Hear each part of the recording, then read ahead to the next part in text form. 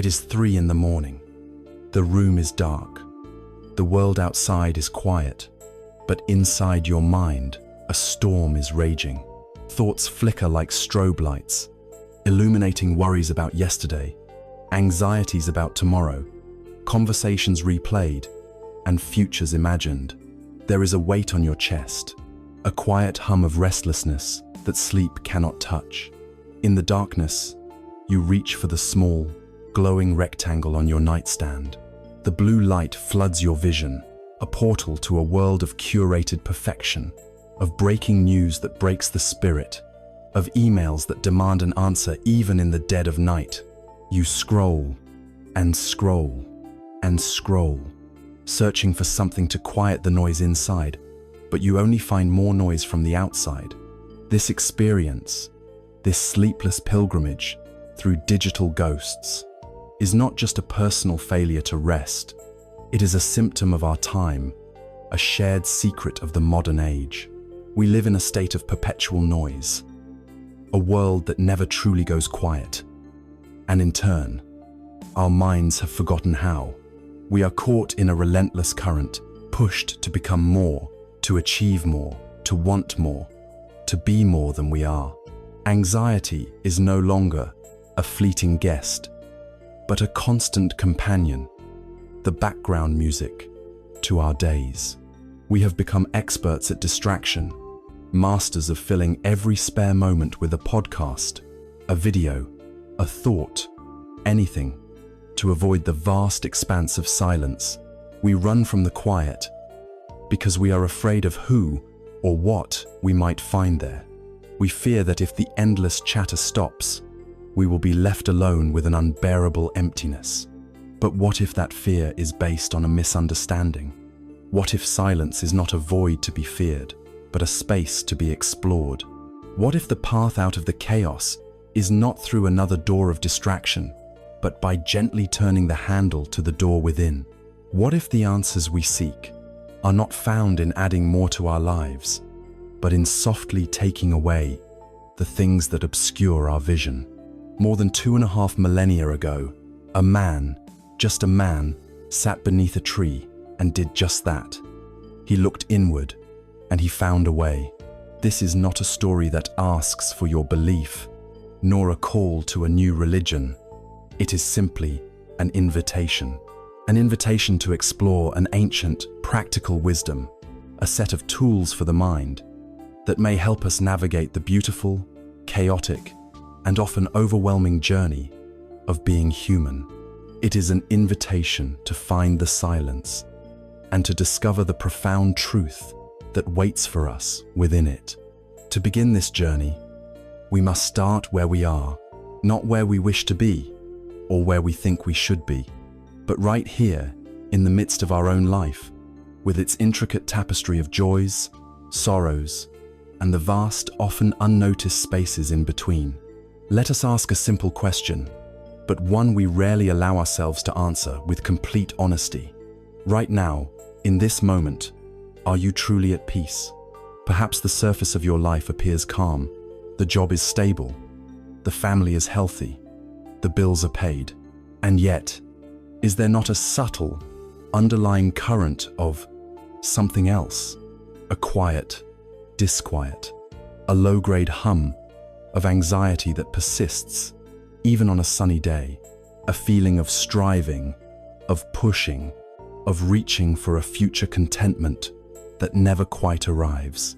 It is a sense that no matter what you achieve, no matter how much you acquire, something is still fundamentally unsettled. This feeling, this pervasive and often nameless sense of unsatisfactoriness, is the starting point of our exploration. In the ancient language of the Buddha, this is called dukkha. The word dukkha is most often translated into English as suffering. But this translation, while not entirely wrong, is incomplete and can be misleading. When we hear the word suffering, our minds immediately conjure images of great tragedy, of intense physical pain, of profound loss and grief. And dukkha certainly includes these things.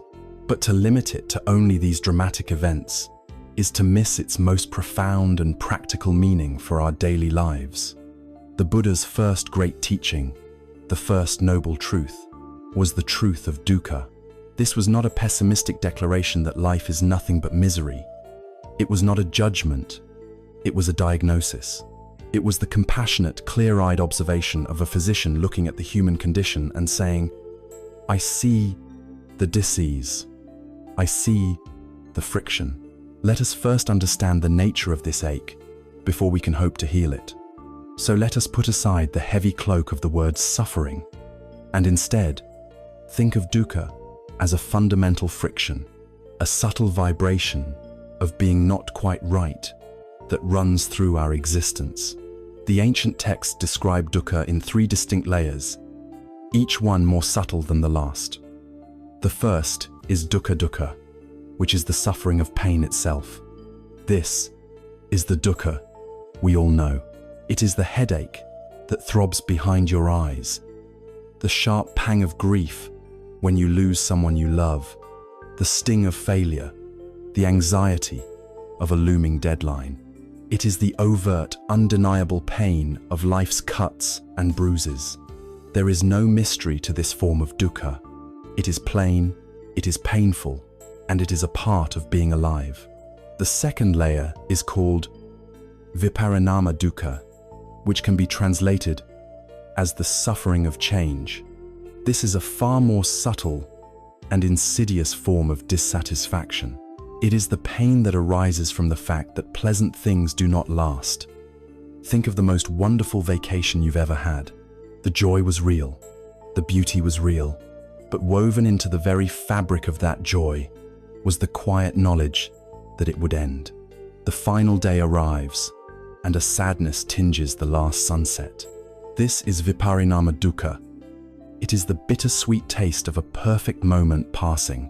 It is the clinging we feel to youth as our body ages, the desire to hold on to a child's innocence as they grow up, the ache of a beautiful song coming to its final note. We create suffering for ourselves not because the experience is painful, but because it is pleasant, and we try to grasp onto it, to make it permanent in a world where nothing is permanent. The friction comes from the clash between our desire for permanence and the universe's fundamental law of impermanence. But it is the third layer, sankhara dukkha, that is the most profound, the most pervasive, and the most relevant to our modern condition. This is the dukkha of conditioned existence. It is that background hum of unsatisfactoriness we spoke of earlier. It is the inherent friction of being a self, a complex bundle of constantly changing physical and mental components. It's the feeling of being a passenger in a machine that is never perfectly tuned, even when there is no overt pain, and even when there is no pleasant experience ending.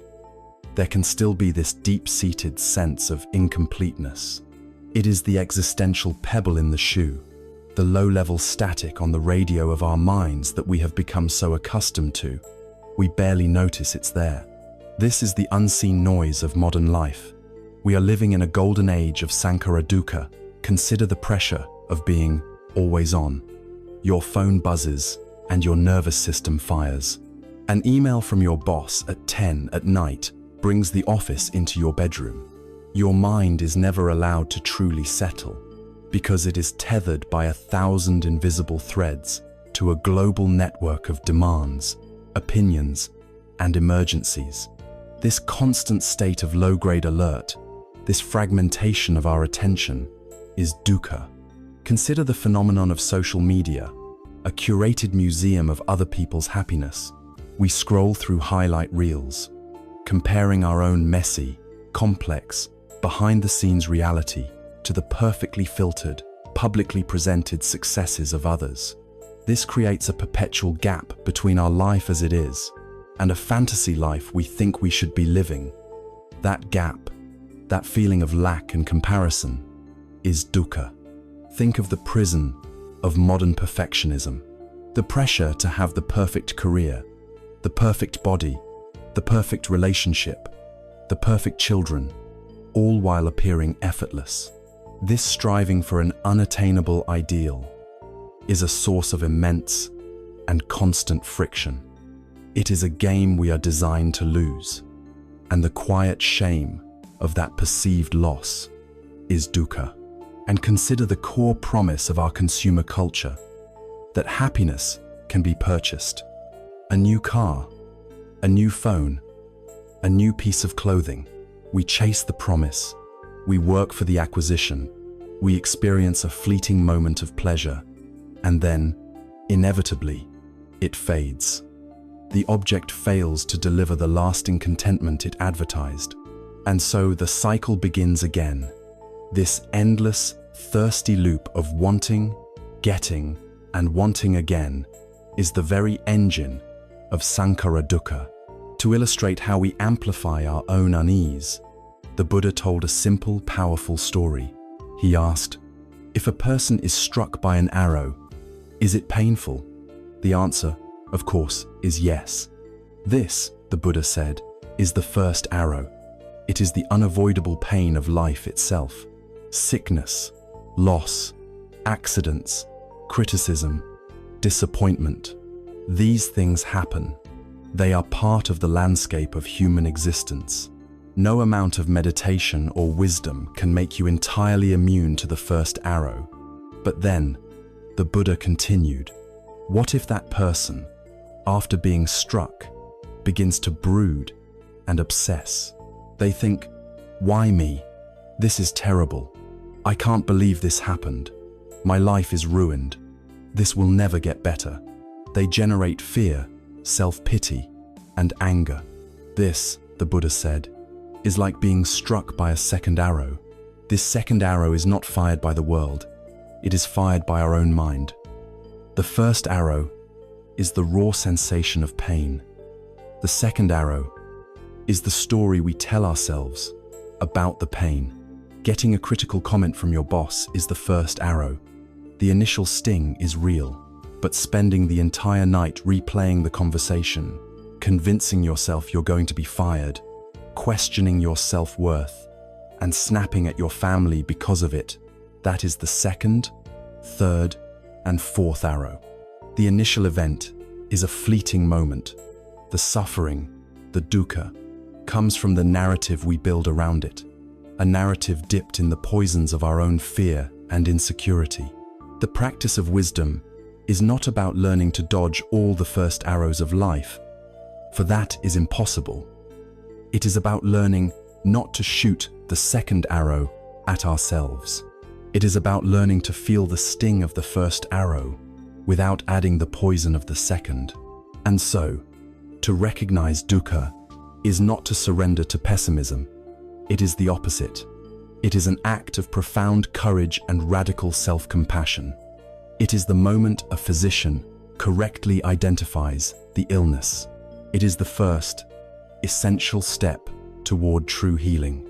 By giving a name to the unseen noise, by acknowledging the subtle hum of friction that runs through our days, we bring it out of the shadows and into the light of awareness. We stop being its unknowing victim and start becoming its conscious observer. We begin to untangle the unavoidable pain of life from the optional suffering we create in our own minds. We have taken the first step. We have looked honestly at our own experience and acknowledged the friction. We have called it by its name. And now that we have seen it, a hopeful, logical question naturally arises. If this is the condition, then what is its cause? Where does this unending thirst, this quiet dissatisfaction, truly begin? In our last moments together, we gave a name to the unseen noise that permeates our lives. We identified the subtle, pervasive hum of dissatisfaction, the friction of being alive, and we called it by its ancient name, dukkha. To name a thing is to begin to understand it, to bring it out of the shadows of the unconscious and into the light of awareness. It is the courageous first step. But a diagnosis, no matter how accurate, is only the beginning of healing. The physician, having identified the fever, must then seek its source.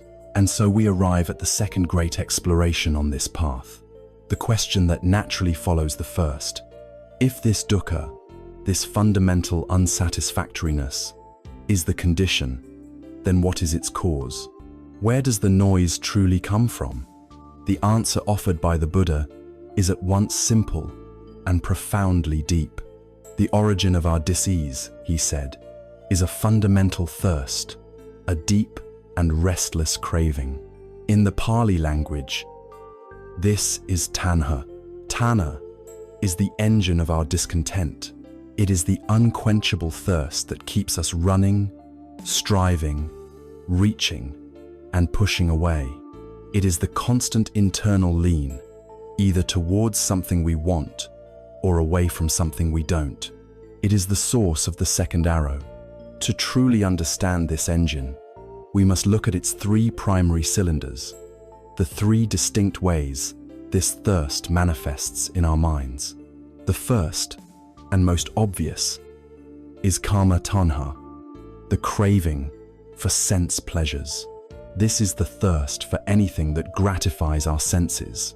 The taste of sugar on the tongue, the warmth of the sun on our skin, the beauty of a piece of music, the thrill of a new movie, the validation of a like on a social media post.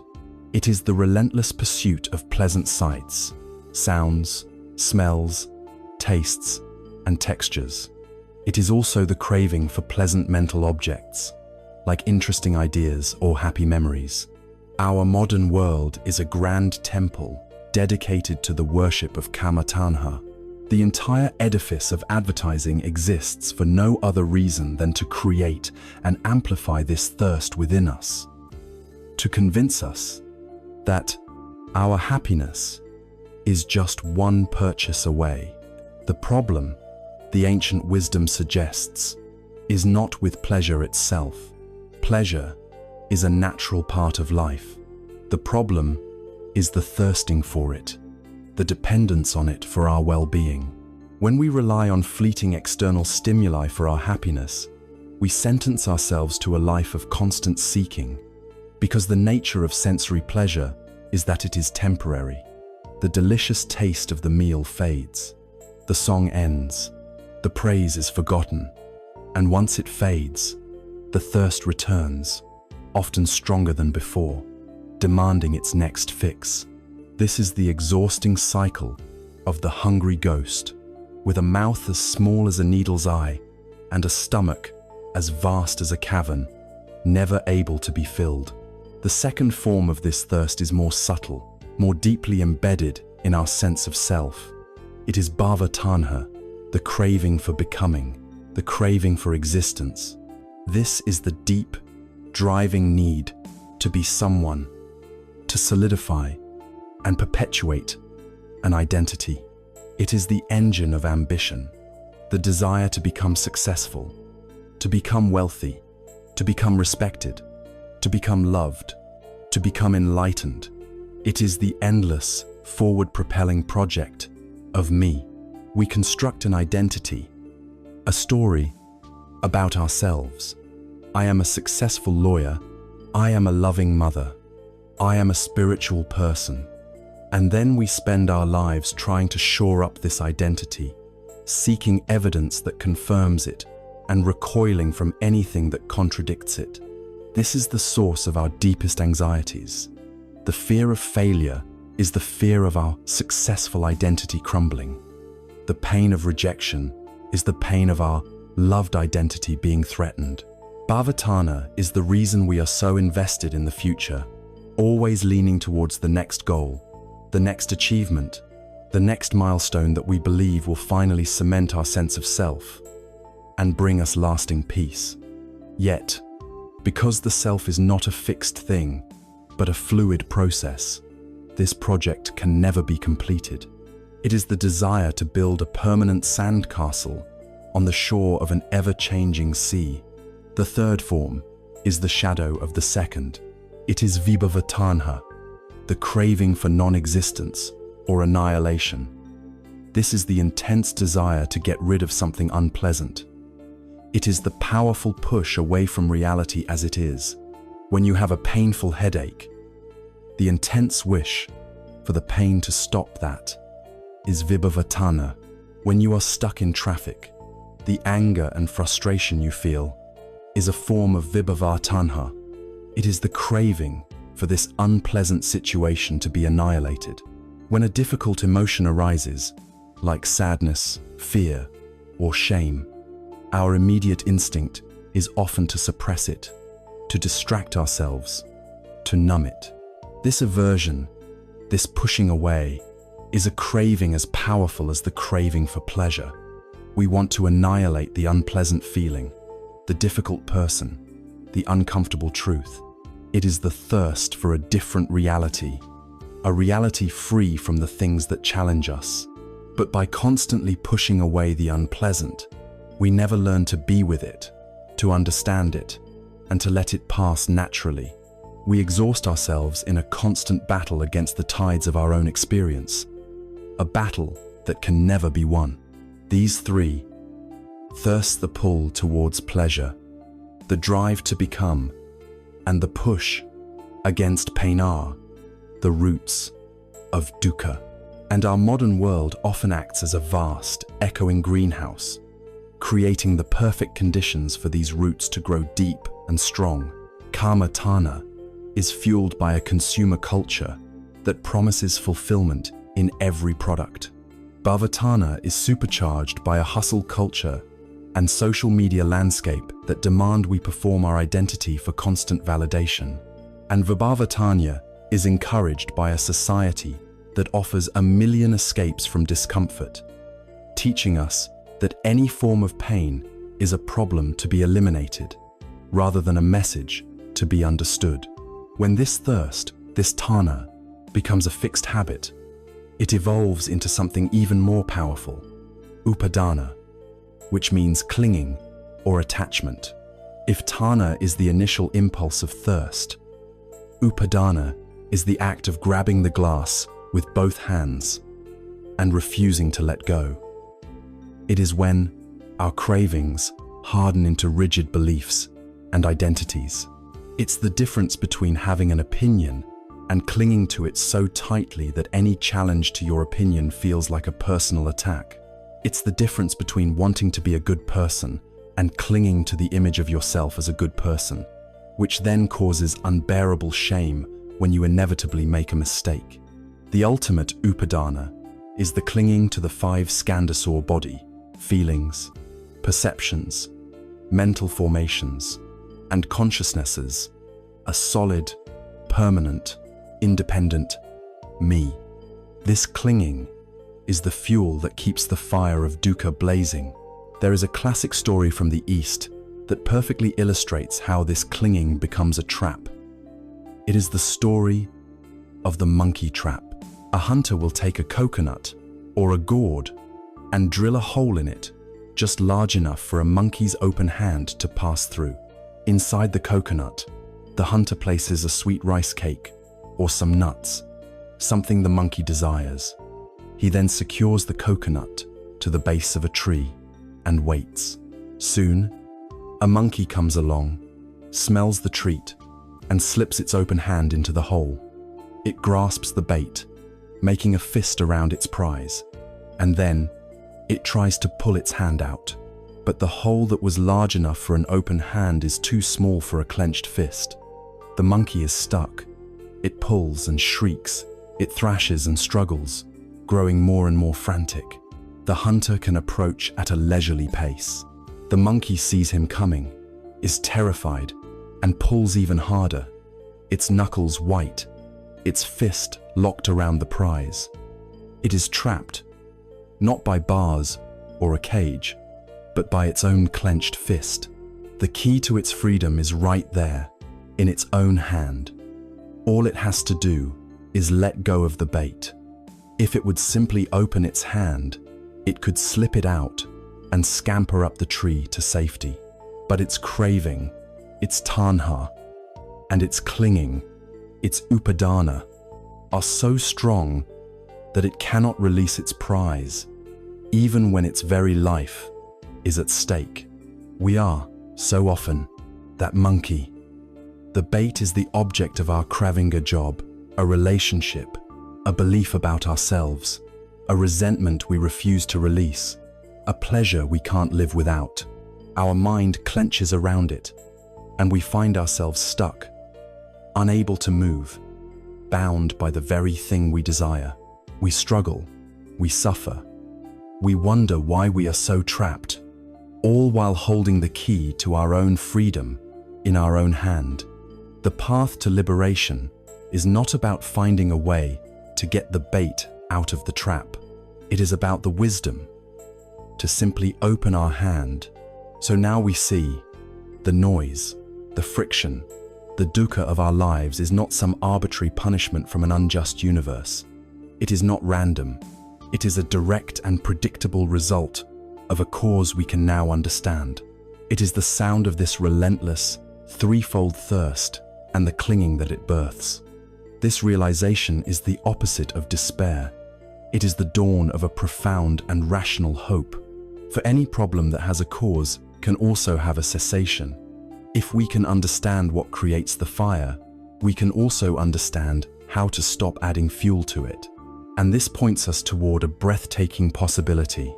The possibility that the thirst can be quenched, that the noise can be quieted, and that a state of profound peace is achievable. We have journeyed into the heart of the storm. We have looked directly at the pervasive dissatisfaction of our lives, the hum of dukkha, and we have unmasked its primary cause, the relentless, driving thirst of tanha. To linger here, at this point of the diagnosis, could feel disheartening. To see our own minds as a chaotic engine of craving, forever chasing pleasure and fleeing from pain, might seem like a grim conclusion. It is easy to feel a sense of resignation, to believe that this is simply our unchangeable nature, a life sentence of subtle suffering. But it is precisely at this moment, when the diagnosis is complete, that the path pivots toward the light.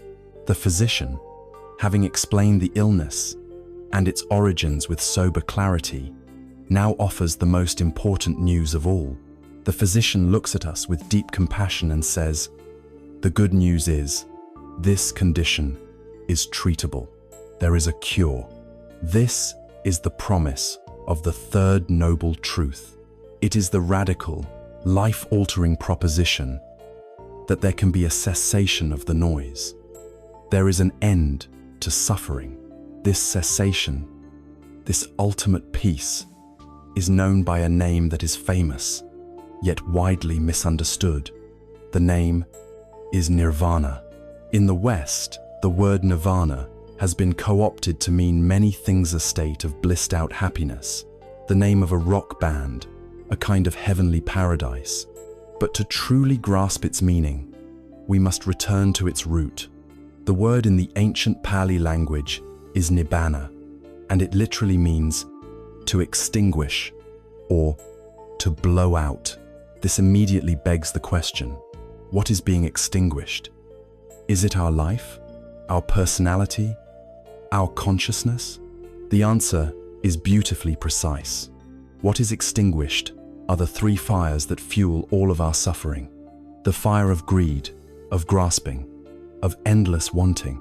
The fire of hatred, of aversion, of pushing things away. And the fire of delusion, the fundamental ignorance of the way things truly are. These three fires are the very generators of tanha, the thirst we have just explored. So, nirvana is not the extinguishing of you. It is the extinguishing of the fever that has gripped you. It is the mind's return to its natural, cool, and luminous state. Once the flames of craving have been allowed to die down. Crucially, nirvana is not a place you go to after you die.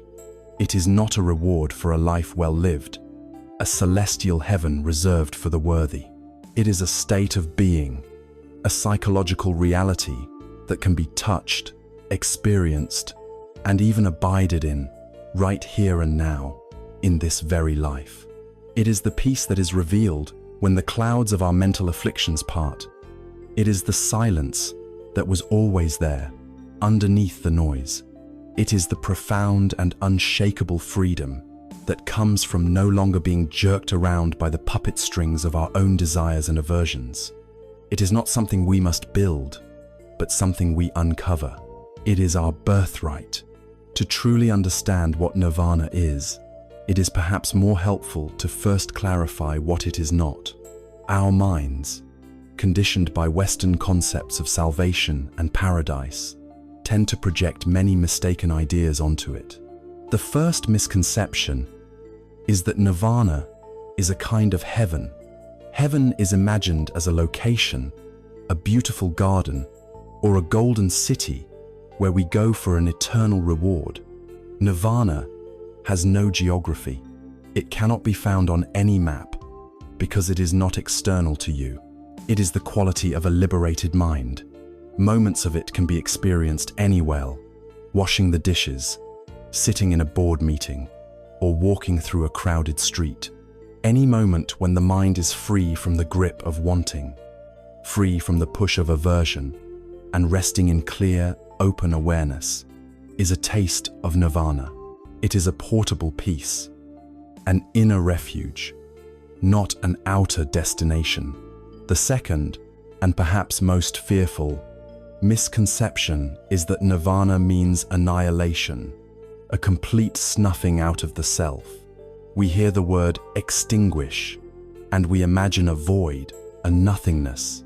This fear arises from our deep clinging to our sense of self, our bhavatana. But as we have begun to see, the solid, separate, permanent self we cling to is itself an illusion, a story we tell. What is extinguished in nirvana is not the living, breathing person. What is extinguished is the illusion of a fixed self and the suffering that this illusion creates. Imagine a person who has been wrongfully imprisoned for decades. One day, the prison gates are thrown open and they are declared free. Does the person cease to exist? Number. What ceases to exist is their status as a prisoner. The prison itself, the suffering, the confinement, that is what is annihilated. Nirvana is not the death of the person. It is the death of the prison. It is the ultimate liberation.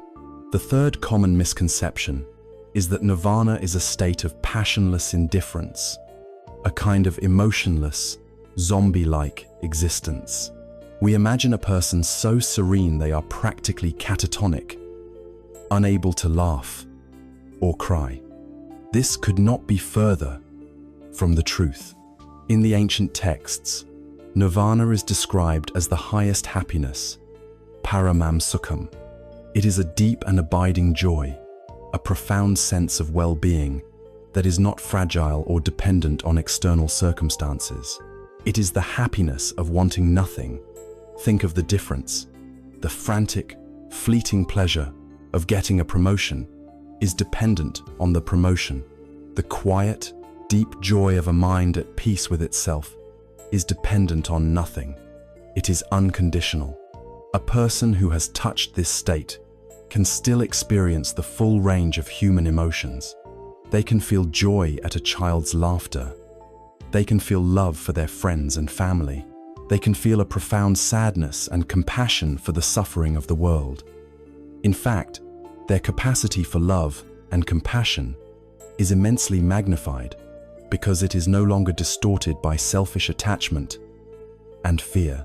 The difference is that they are no longer enslaved by these emotions.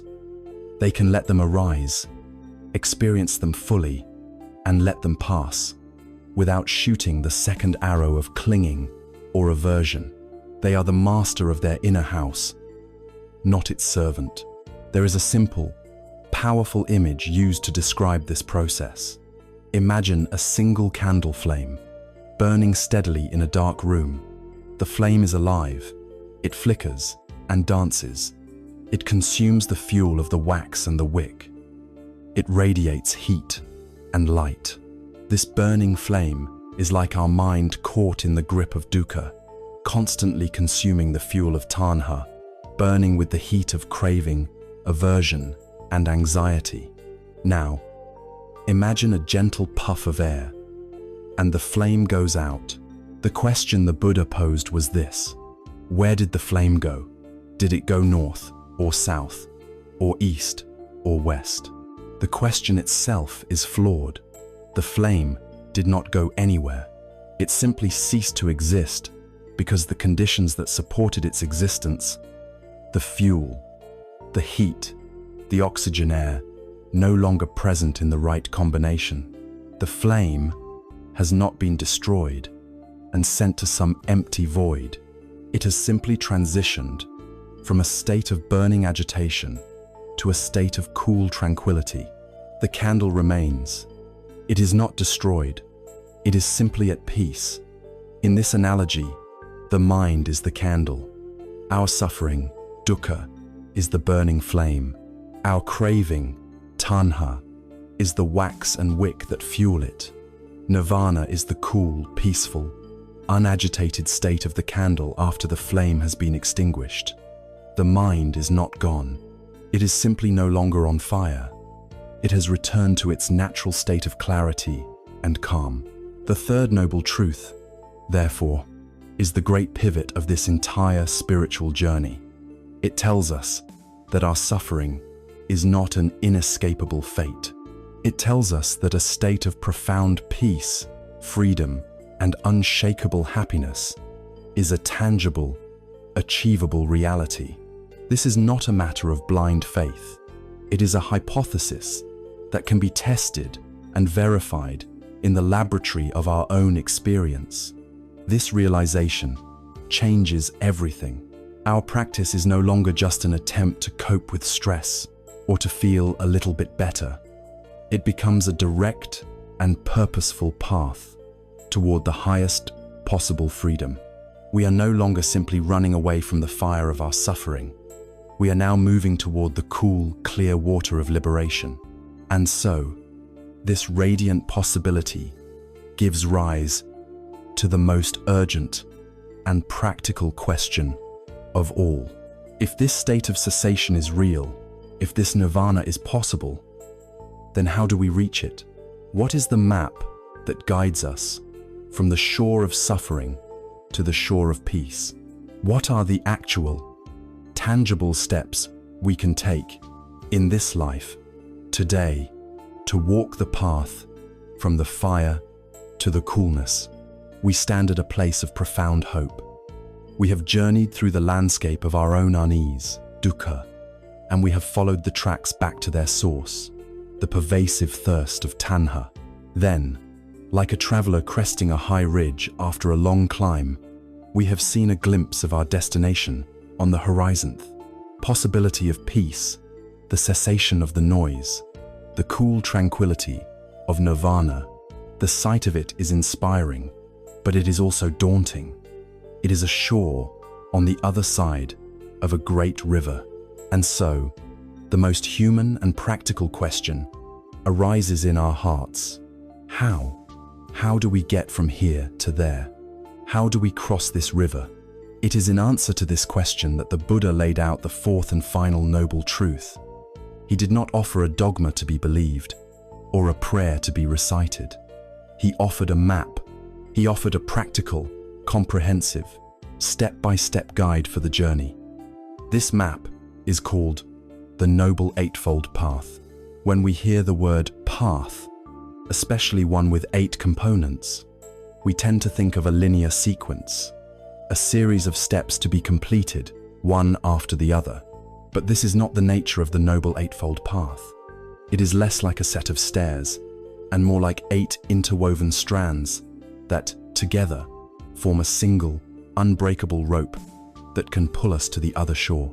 These 8 factors are meant to be cultivated simultaneously, each one supporting and deepening the others. To walk this path is to engage in a holistic training of our entire Bianga view of the world, our intentions, our conduct, and our own mind. To make this profound map more navigable, these 8 strands are often grouped into 3 essential trainings. The first is the training in wisdom. The second is the training in ethical conduct. And the third is the training in mental discipline. Together, They form a complete architecture for a liberated life. The journey begins with the training in wisdom, for without a clear sense of direction, any effort is wasted. This division contains two path factors. The first is right view, or sometimes called right understanding. This is the compass for our entire journey. It is the conscious decision to see the world and ourselves not as we wish it were, but as it truly is. At its core, right view is the clear comprehension of the Four Noble Truths themselves. It is the understanding that there is dukkha, that it is caused by tanha, that it can cease, and that this eightfold path is the way to that cessation. It is the recognition of the universal laws of impermanence, unsatisfactoriness, and not self. It means letting go of superstitious beliefs, baseless opinions, and wishful thinking, and instead adopting a mental framework that aligns with reality. It is the difference between navigating with a child's crayon drawing of the world and navigating with an accurate, detailed map. Without right view, we are simply lost. The second strand of wisdom is right intention or right thought. Once our view is clear and we have the map, we must align our will and our motivation for the journey ahead. Right intention is the quality of our heart's aspiration. It is about purifying the very source of our thoughts. This too has three aspects. First, it is the intention of renunciation, which means the intention to let go of the grip of craving. It is the resolve to turn away from the endless chase of pleasure and to find a deeper, more stable contentment within.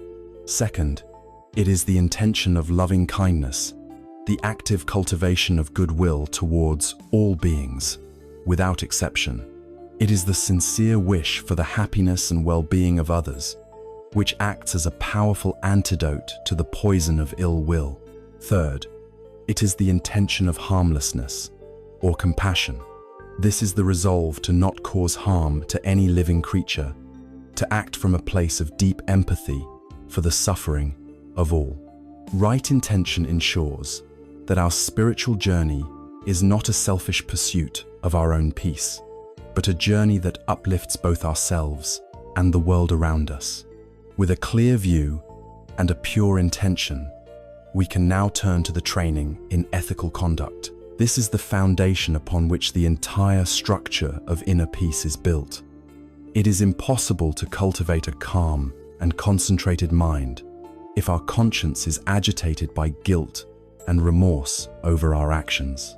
This training, called Sila, is about how we conduct ourselves in the world, ensuring our outer life is in harmony with our inner aspirations.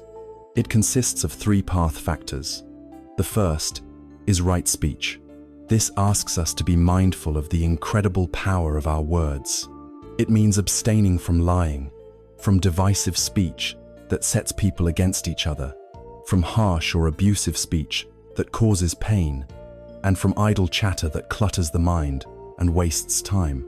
Instead, we cultivate speech that is truthful, kind, unifying, and purposeful. The second factor is right action. This is the application of ethics to our physical deeds. It consists of three fundamental precepts: to abstain from taking life, to abstain from taking what is not given, and to abstain from sexual misconduct.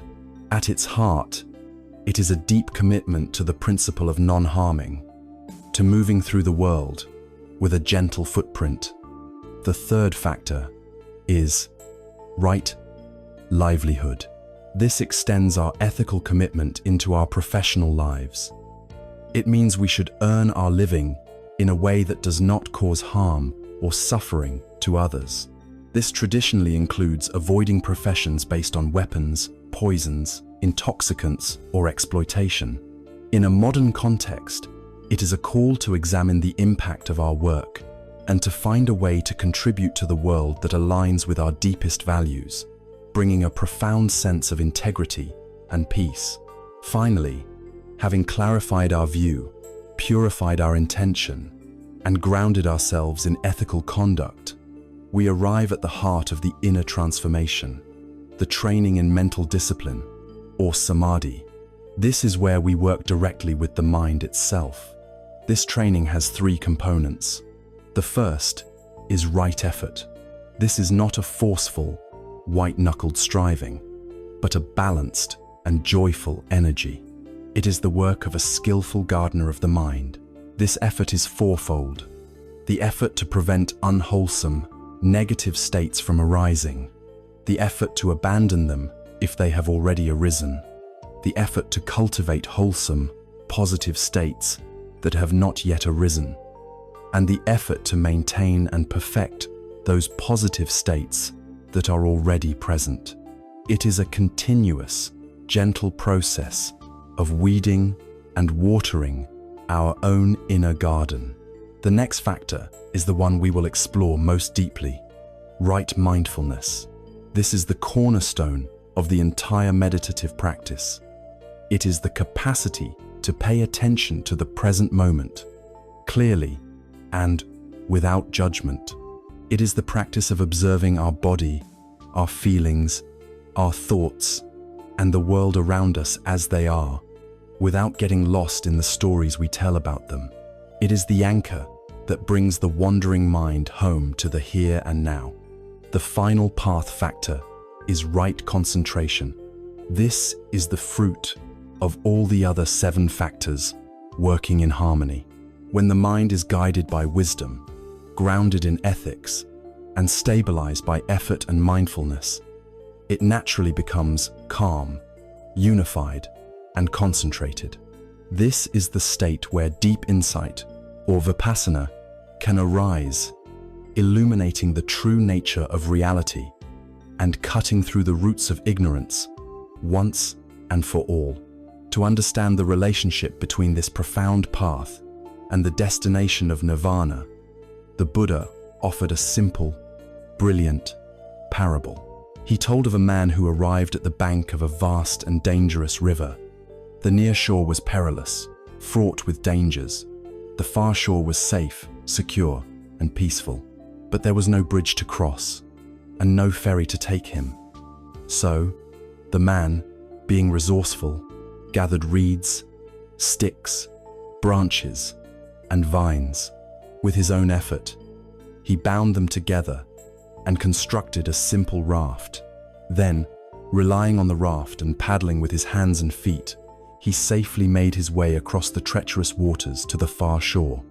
Upon arriving, safe and sound, he faced a choice. What should he do with the raft that had saved him?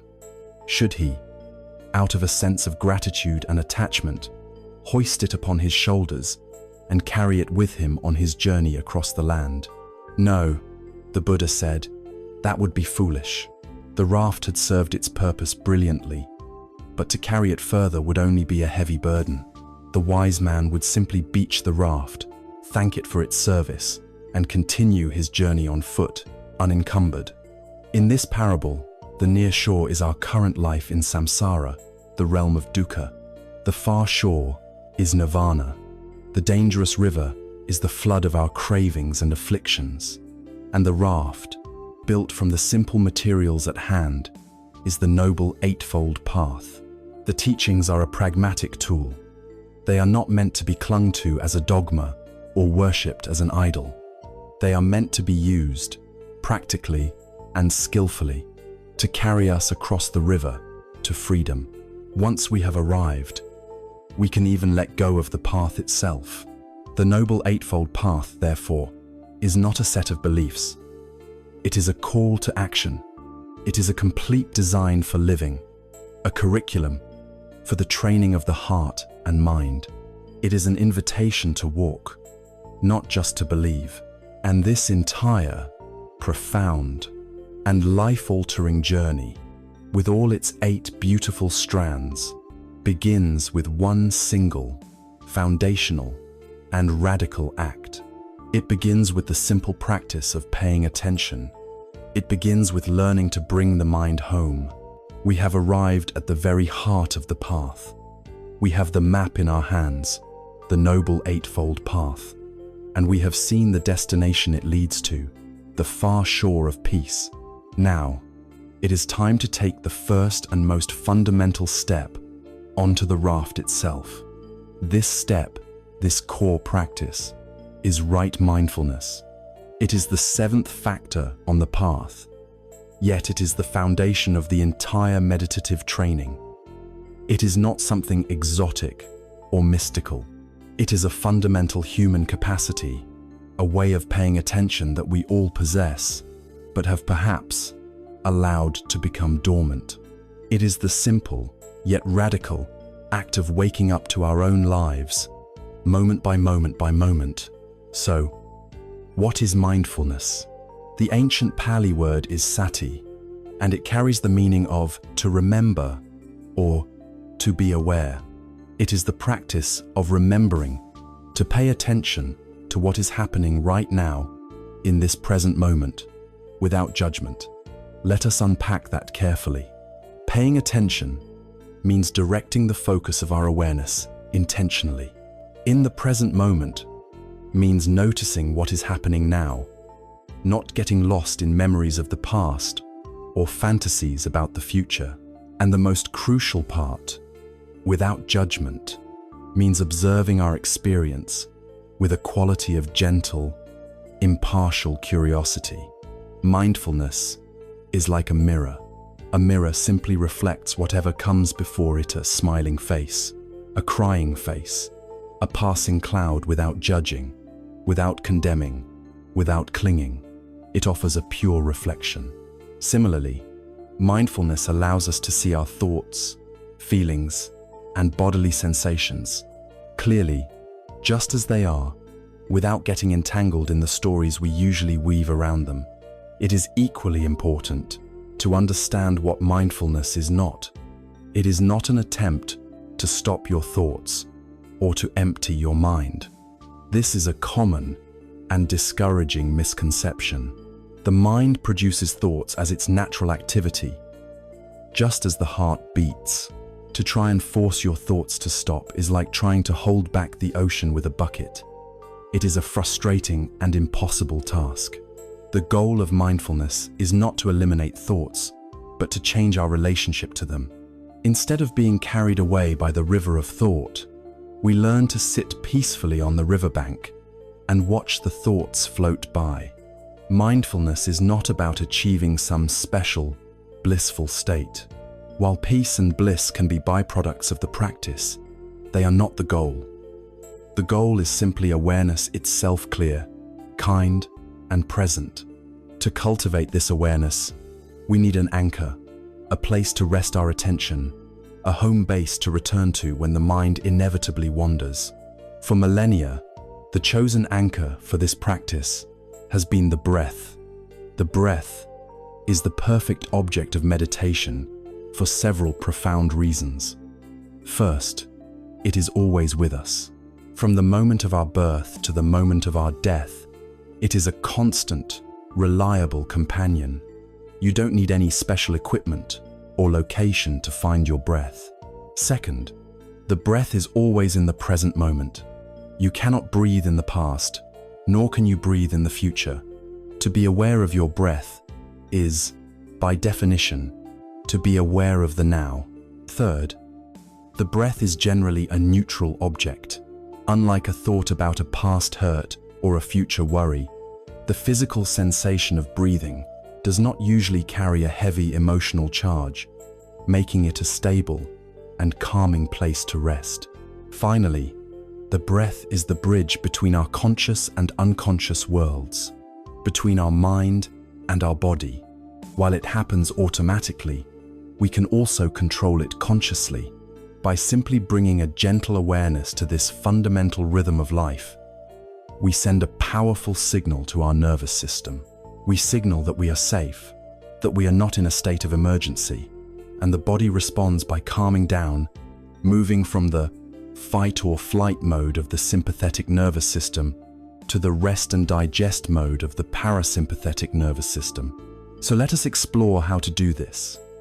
There is no need for a special posture, only a posture that embodies a sense of dignity and wakefulness. You can sit on a chair with your feet flat on the floor and your spine relatively straight, but not rigid.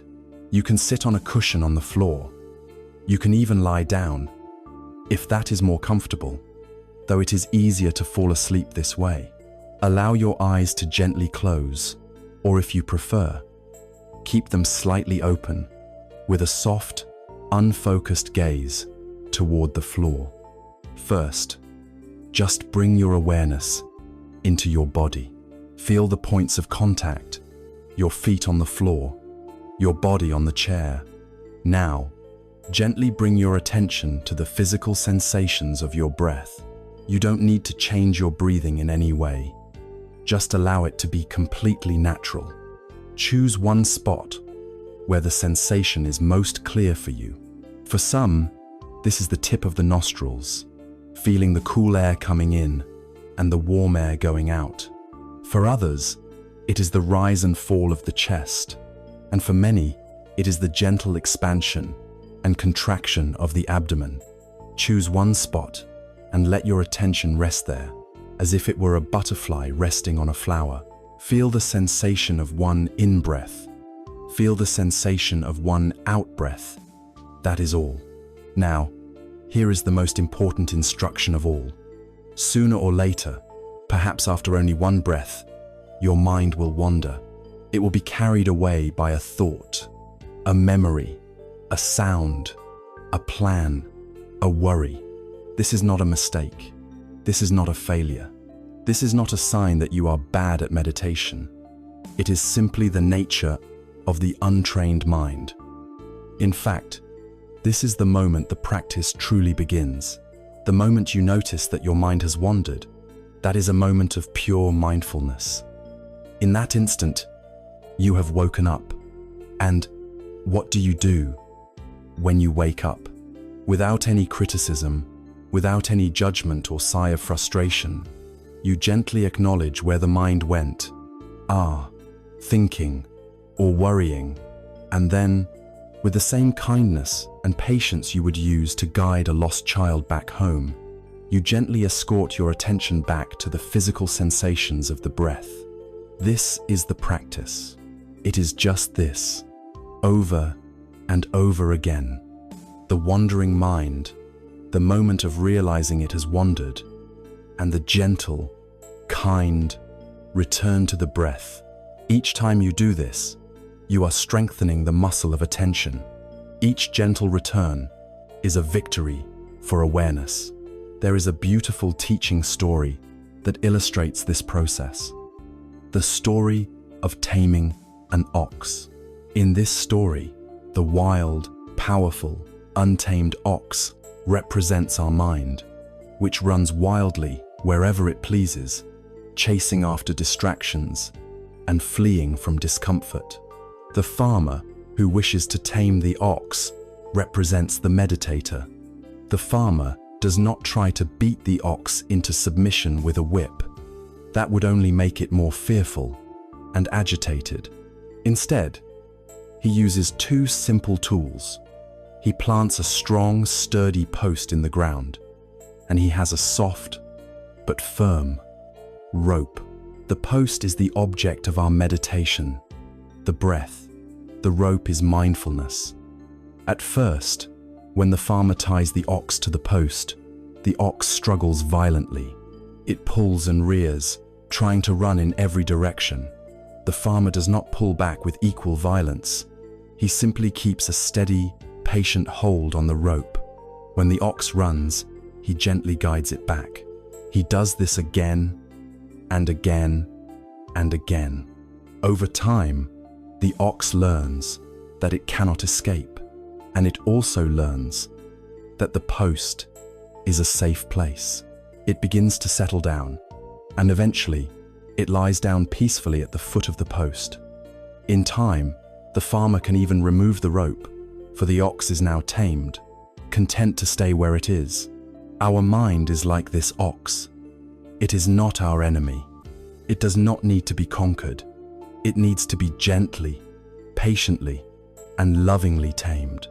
The wandering is its nature. The kind and persistent return to the breath is our practice. This simple act of anchoring our awareness in the present moment is the foundational tool for our entire journey.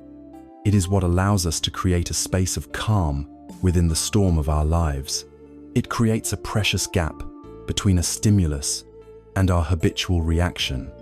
And in that gap lies our freedom and our power to choose a wiser response. So now, with this anchor of the breath firmly in our grasp, with this stable platform of awareness established, we can begin to look out at the vast, moving sea of our own experience. Now that we are learning to be still, what do we notice about the world within and around us? When we watch with this newfound clarity, the first great, universal truth that reveals itself is that nothing, absolutely nothing, ever stays the same. Having found our anchor in the gentle, rhythmic tide of the breath, we have created a stable platform in the midst of the ocean of our experience. This practice of mindfulness is not an escape from life, but a way to turn towards it more fully, with more clarity and courage than ever before. Now, from this place of stillness, we begin to observe. We look out at the vast sea of our own consciousness, and we begin to notice its fundamental nature. And the very first, most profound and universal characteristic that reveals itself is this: everything moves. Absolutely everything is in a state of constant, ceaseless, and unending flux. This is the great law of impermanence. In the ancient language of the Buddha, it is called anicca. To understand anicca is to understand the most basic truth of the conditioned world. Nothing is static. Nothing is permanent. Everything that comes into being will, eventually, pass out of being. Think of the world around you. The seasons turn, one into the other, in a great, graceful cycle. Mountains, which seem to be the very symbol of permanence, are slowly being worn down by wind and rain. Stars are born in fiery nebulae. They burn for billions of years, and they die in spectacular explosions. The entire cosmos is a grand, unfolding process of change. Now, turn this observation inward. Look at your own life. Your body is not the same body it was 7 years ago, or even 7 minutes ago. Cells are dying and being replaced in every moment. Your relationships evolve and shift. The friend you were inseparable from in your youth is now a distant memory, and the stranger you met last year is now your closest confidant. Your moods are like the weather, shifting from the bright sun of happiness to the grey clouds of sorrow, often for reasons we cannot even trace. Anicca is not a philosophical theory to be debated. It is a self-evident truth that we can observe in every facet of our existence if we only have the stillness to look. So, if change is the fundamental law of the universe, why do we suffer? If everything is meant to flow, why do we so often feel stuck, frustrated, and in pain? The wisdom of this path suggests that our suffering, our dukkha, does not arise from the fact of impermanence itself. Change is not inherently painful. Our suffering arises from our resistance to change. It is born from the clash between the reality of how things are fluid and ever-changing, and our deep-seated desire for how we want them to be solid, stable, and permanent. We live our lives as if we are trying to build a dam in the middle of a powerful river. We exhaust ourselves trying to stop the flow. Consider how this resistance manifests. When we experience something pleasanter, moment of joy, a feeling of love, a great success, the peak of a vacation, our immediate instinct is to grasp it, We cling to it, trying to freeze that moment in time, to make it last forever. We take a picture, we post it online, we replay the memory, all in a desperate attempt to hold onto a feeling that, by its very nature, is as fleeting as a beautiful sunset.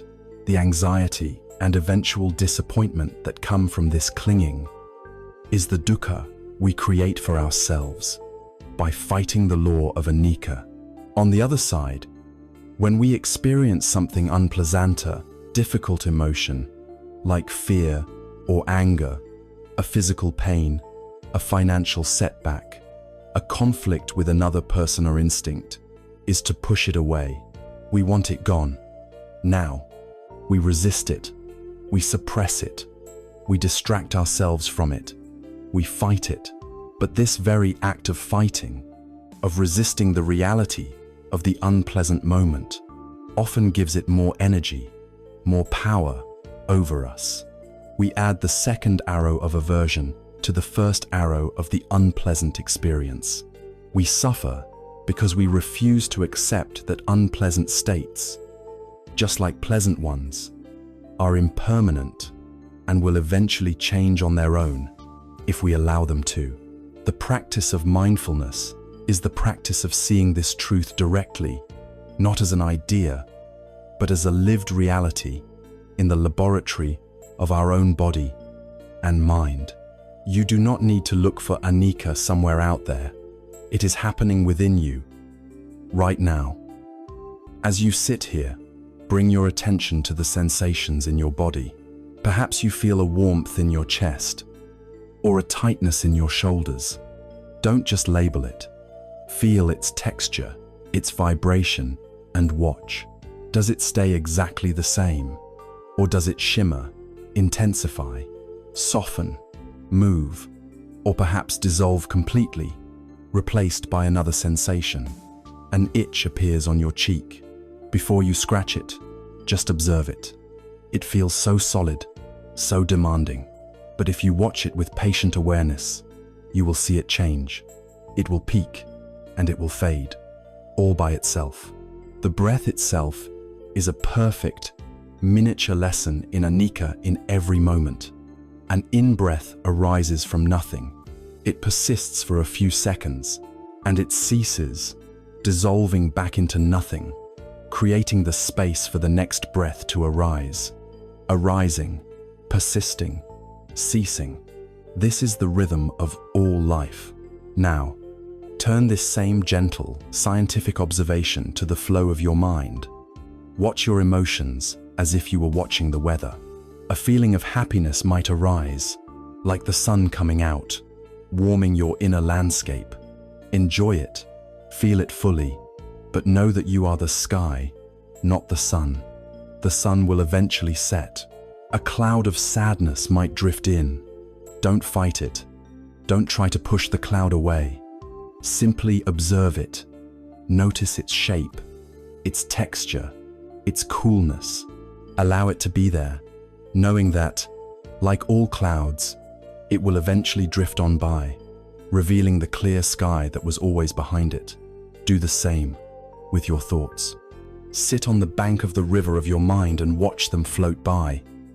A thought about dinner appears, unbidden. Where did it come from? It captures your attention for a moment, and then, just as mysteriously, it is gone, replaced by a memory from childhood, which is then replaced by a line from a song. You do not create them, and you do not need to destroy them. Their nature is to arise and pass away, like bubbles on the surface of a stream. There is a timeless Taoist story that perfectly captures the wisdom of living in harmony with anicca.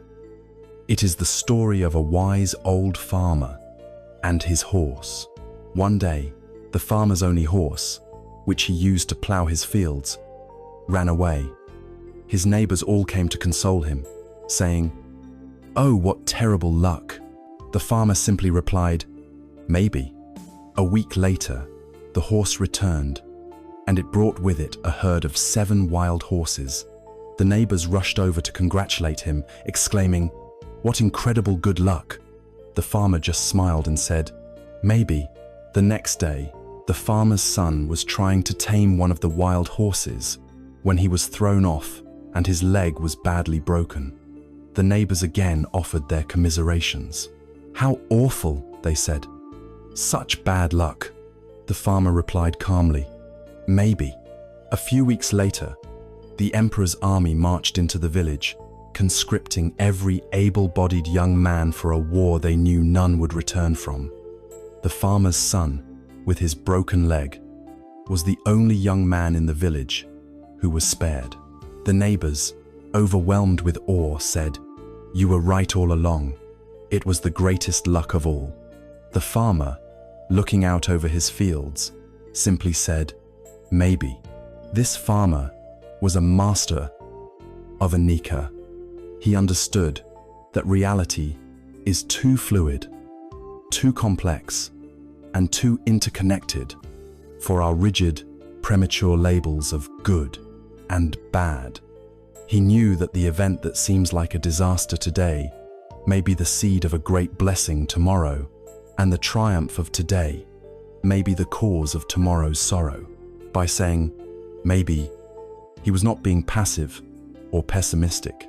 He was practicing a profound form of wisdom, holding his life with an open hand, allowing the river of events to flow without the need to immediately judge, condemn, or celebrate. He was at peace because he had surrendered to the flow. To truly internalize the law of impermanence is one of the most liberating things we can ever do. It cultivates a deep patience within us. When we are in the midst of pain or difficulty, the deep, experiential knowledge that this too shall pass allows us to endure it with grace, without the panic of believing it will last forever. It also cultivates a profound sense of gratitude. When we are experiencing a moment of joy or love, the knowledge that it is fleeting allows us to savor it more completely, to be fully present for it, without the anxiety of trying to possess it. It frees us to love people and experiences for what they are, in the moment they are here, without demanding that they never change. And as we continue to sit on the bank of this river, watching the endless, flowing stream of our own experience, a startling and profound question begins to form in the quiet of our minds. If my body is constantly changing, if my feelings are as fleeting as the weather, if my thoughts are as insubstantial as bubbles on a stream, then where, in all of this ceaseless flux, is the solid, permanent, unchanging I that I have always believed myself to be? If everything is a process, who or what is the experiencer? As we rest in the awareness cultivated by our practice, we watch the river of our own experience. We see the ceaseless flow of impermanence, anicca, in every thought, every sensation, every moment. We see that nothing is static, that all of life is a dynamic, unfolding process. And as we sit with this profound truth, a question, born not of intellectual curiosity, but of deep, silent observation, begins to echo in the mind. If my body is in constant flux, if my feelings are as fleeting as the weather, if my thoughts are like bubbles on a stream, then where, in all of this change, is the permanent, solid, unchanging I that I have always taken myself to be? Who is the watcher of this river? This question leads us to the second great mark of existence, a concept that is perhaps the most radical, the most challenging, and ultimately the most liberating in all of Buddhist thought. This is the truth of anatta, often translated as no self. Before we proceed, it is crucial to approach this idea with gentleness and care, for it can easily be misunderstood. The teaching of anatta is not a nihilistic declaration that you do not exist. It is not saying that you are nothing. Look at your hand. Feel the breath in your lungs. Hear the sound of these words clearly. There is a living, breathing process here. Anatta, or more accurately, not self, is a specific antidote to a specific illusion, the illusion that within this process there is a separate, solid, continuous, and independent entity that is the real you. It is the illusion of a little driver inside the machine, a permanent soul, an unchanging essence that is the owner of your body and mind. Anatta suggests that this driver, this owner, cannot be found. Instead, what we call the self is not a noun but a verb. It is not a thing but a process. It is not a separate island but a wave that is inseparable from the entire ocean of existence. To investigate this, the ancient teachings provide a brilliantly systematic and empirical method. It invites us to take apart the machinery of our own experience, piece by piece, to see if we can find this elusive self. This machinery is said to be composed of 5 great systems, or aggregates. In Pali, they are called the 5 skandhas. Let us look for the self in each one. The first aggregate is rupa, which means form, or our physical body. Is this body me or mine? At first glance, we might say yes, but look closer. This body is composed entirely of non-body elements. The food you ate, the water you drank, the air you are breathing. These all came from the outside. Your body is in a constant state of exchange with the world. It is aging, changing, getting sick, getting healthy. It is subject to laws of biology that are completely outside your command. If this body were truly, deeply, you should be able to command it. Stop aging, never get sick, but you cannot. It follows its own conditioned nature. So, while we experience this body, it cannot be the permanent, unchanging self we are looking for. It is a process. The second aggregate is Vedana, which means feelings or sensations. This refers to the constant stream of pleasant, unpleasant, and neutral tones that color our experience. Is this stream of feelings me? If you were your feelings, your self would be born and die 1,000 times a day. One moment, you are a happy self. A moment later, a critical email arrives, and you are an angry self. Then you see a picture of a loved one, and you are a loving self. These feelings are like the weather, passing through the sky of awareness. They are impersonal phenomena, arising due to causes and conditions. They are not a solid, reliable identity. They are a process. The third aggregate is sanya, or perception. This is the faculty that recognizes, identifies, and labels our experience. You see a certain color and shape, and your mind labels it tree. You hear a sound, and you label it car horn. Are these perceptions me? Our perceptions are deeply conditioned by our past, our culture, our language, our mood. You and a friend can look at the same piece of abstract art and perceive completely different things.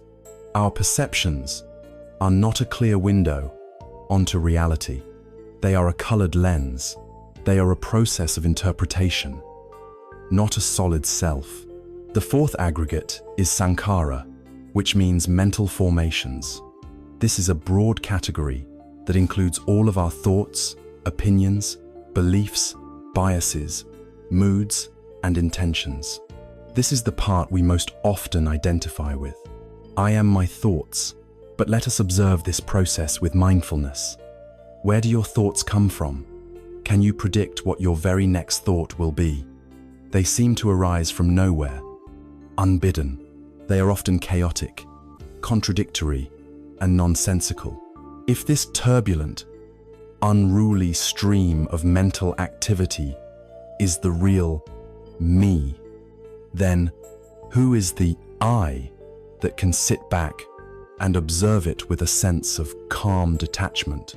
This stream is also an impersonal process, conditioned by everything we have ever seen, heard, and experienced.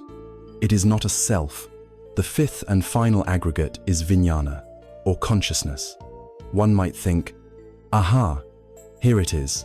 The self must be this awareness itself, the pure light of knowing that observes everything else. But upon closer examination, even consciousness is not a single, solid, continuous thing. It is also a conditioned process. It arises in dependence on a sense organ and a sense object. When your eye makes contact with a visible form, eye consciousness arises. When your ear makes contact with a sound, ear consciousness arises. It is not a monolithic backdrop, but a flickering, moment-to-moment process of knowing. It, too, is part of the dependent flow of existence. After taking apart our experience into these 5 processes, we are left with a startling conclusion. We have searched every component of our being, and we have not found a separate, independent, unchanging self anywhere. The house is full of activity, but there is no permanent inhabitant. This brings us to a famous and brilliant dialogue between the Buddhist sage Nagasena and the Greco-Bactrian king Melinda. The king, a sharp intellectual, asked Nagasena his name. The sage replied that he was known as Nagasena, but that this was merely a convenient designation, like a label, and that in ultimate reality, no permanent person could be found. The king, intrigued, challenged him using the analogy of his own chariot. "Venerable sir," the king asked, "if there is no person, who is it that I see before me? Is the axle the chariot? Are the wheels the chariot? Is the frame, or the yoke, or the reins the chariot?" To each question, Nagasena calmly answered, "No, great king." The king pressed his advantage. "Then, are all of these parts taken together the chariot? Or is there something outside of these parts that is the chariot?" Again, Nagasena replied, "Number." The king, triumphant, declared, "Then, sir, your claim is empty. There is no chariot." At this moment, Nagasena turned the tables. He asked the king, "Great king, how did you arrive here today?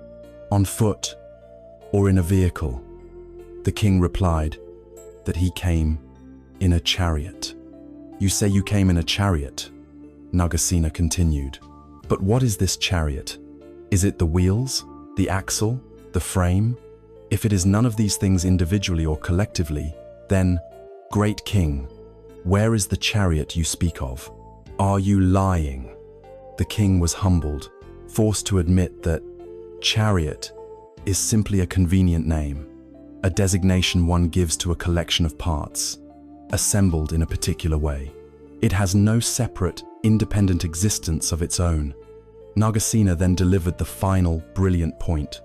"Just so, great king," he said.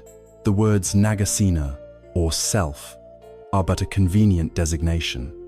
They are a label for the temporary coming together of the 5 aggregates. In the highest sense, in ultimate reality, no permanent person is to be found." This insight, far from being nihilistic, is the key to profound freedom. As long as we believe in a solid, separate self, we have a great deal of work to do. We must protect this self, defend it from criticism, promote its interests, and mourn its failures. It is an exhausting, lifelong, and ultimately futile project. The insight into anatta allows us to lay down this heavy burden. When an insult comes, where does it land? If there is no solid target, it passes by like the wind. When failure comes, who has failed? A process cannot fail. It can only change course. When we see that we are not a separate self, but an interconnected process, our capacity for compassion blossoms. The barrier between my suffering and your suffering becomes thin and porous. We see all beings as fellow processes, caught in the same web of causes and conditions. Loneliness, which is the pain of the separate self, begins to dissolve into a feeling of profound communion with all of life. The wisdom of impermanence, anicca, showed us that we are not a static statue. The wisdom of not self, anatta, shows us that there is no sculptor. There is only the flowing, interconnected, mysterious process of sculpting itself. We have journeyed far. We have seen that our suffering comes from clinging to pleasant experiences, which are impermanent, and from clinging to a self who experiences the pain. But if everything is an impersonal, ownerless process, a new question arises. What law governs this process? If there is no permanent self to be punished or rewarded, then what gives our actions meaning and consequence? How is it that kindness seems to lead to peace and cruelty to agitation? This leads us to explore the subtle, powerful, and often misunderstood natural law of cause and effect. This is the law of karma. We have journeyed into the silent, flowing core of our own being. We have watched the river of impermanence, anicca, and in doing so, we have seen that the solid, separate self we believed in is nowhere to be found. The house is empty of any permanent resident. There is only the ceaseless, interconnected flow of thinking, feeling, and sensing. There is only the process. This insight, the wisdom of not self, or anatta, is profoundly liberating, but it leaves us with a crucial and pressing question. If there is no fixed self, no single entity in charge, then who acts, who makes choices, and what gives our lives moral consequence?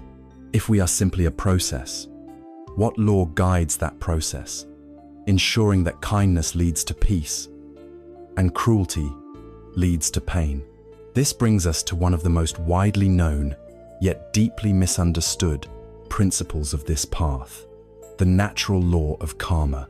In the West, the word karma is often used to mean fate or destiny, a kind of cosmic system of reward and punishment that is meted out upon us by an unseen force. We speak of good karma and bad karma as if they were luck or misfortune that happens to us.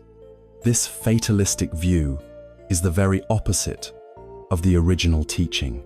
To understand karma, we must begin with its literal meaning. The Sanskrit word karma, or karma in Pali, simply means action. It is not something that happens to you. It is what you do. It is not a declaration of destiny that seals your fate. It is the very principle of free will that makes liberation possible.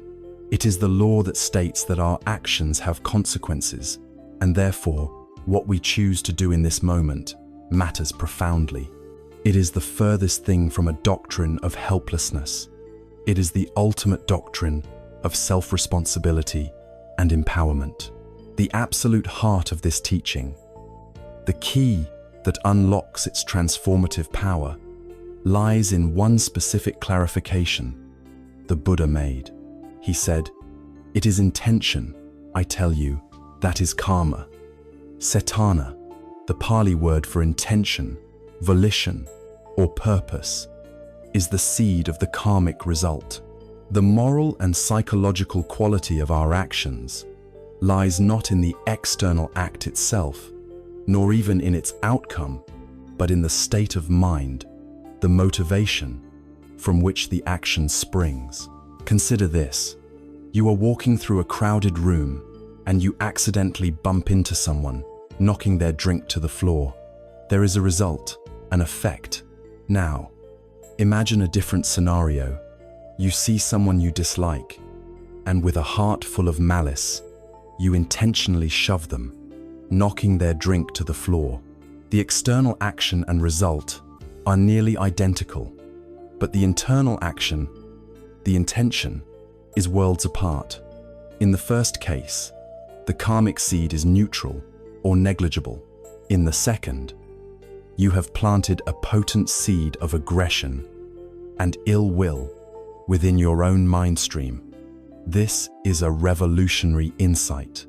It shifts the focus of our ethical life from obsessing over external outcomes, which we often cannot control, to cultivating our internal world, which we can always influence. We cannot always control if our actions will be received with gratitude or if they will succeed, but we can always, with practice, become more aware of the intention behind them. This leads to the understanding that we are the heirs to our own karma. This means that our present experience is the result of the seeds we have planted with our past intentions and actions. The circumstances of our life, our personality traits, our habitual, emotional responses, all of these are the harvest of a garden we ourselves have planted. Now, this is not a teaching meant to induce guilt or shame about the past. We cannot go back and unplant the seeds of anger, fear, or selfishness that we sowed yesterday or 10 years ago. To dwell on them would be fruitless. Rather, this is a teaching of radical responsibility in the present moment. Imagine your mind is a vast and fertile garden. The garden you find yourself standing in right now is the result of all your past gardening. Some areas may be beautiful, with flowers of kindness and trees of wisdom you have cultivated. Other areas may be overgrown with the thorny weeds of old resentments or the choking vines of anxiety. You cannot change what has already grown, but in this very moment, you are the gardener. You are holding a handful of seeds. You have the absolute power to choose which ones to plant. Right now, the quality of your garden tomorrow, next year, and for the rest of your life depends entirely on the wisdom and care with which you plant your seeds today. This is the freedom of karma. The past is present in its results, but the future is unwritten, waiting for the intentions we cultivate now.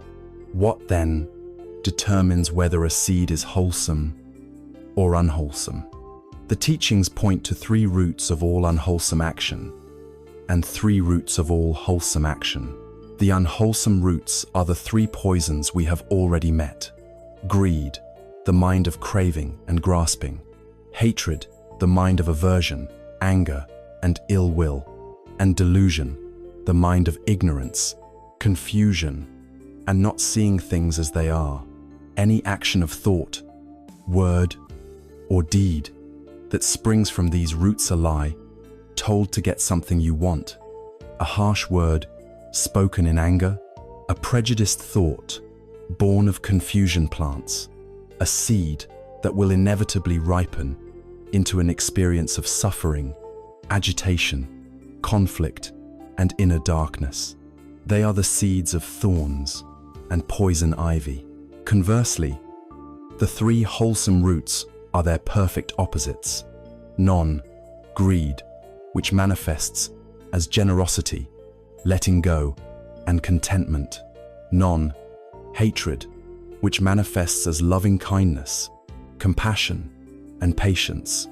And non-delusion, which manifests as wisdom, clarity, and understanding.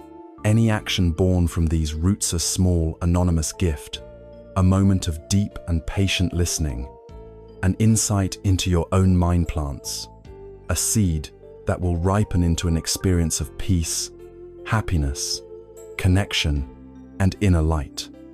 They are the seeds of nourishing fruits and fragrant flowers. But what of anatta? If there is no continuous self, who is it that inherits the results of karma? This is a subtle point, but a crucial one. There is no permanent soul that is rewarded or punished. Rather, it is the process itself, the stream of consciousness, that continues, shaped by the actions that have gone before. Think of one billiard ball striking another. The first ball, representing a past action or even a past life, comes to a stop.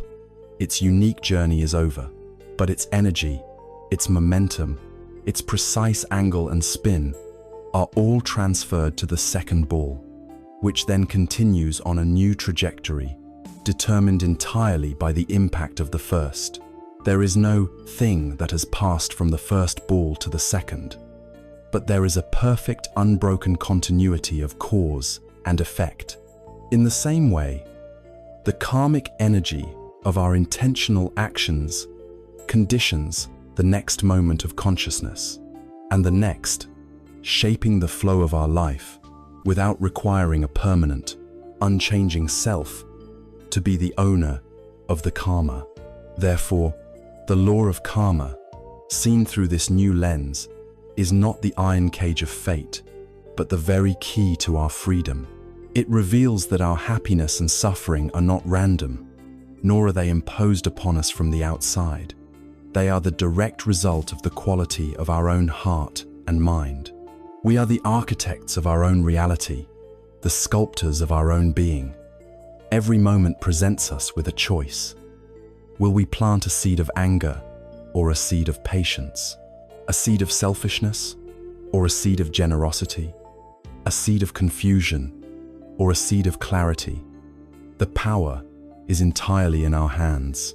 Seeing this, knowing that we are the gardeners of our own minds, the path forward becomes beautifully clear.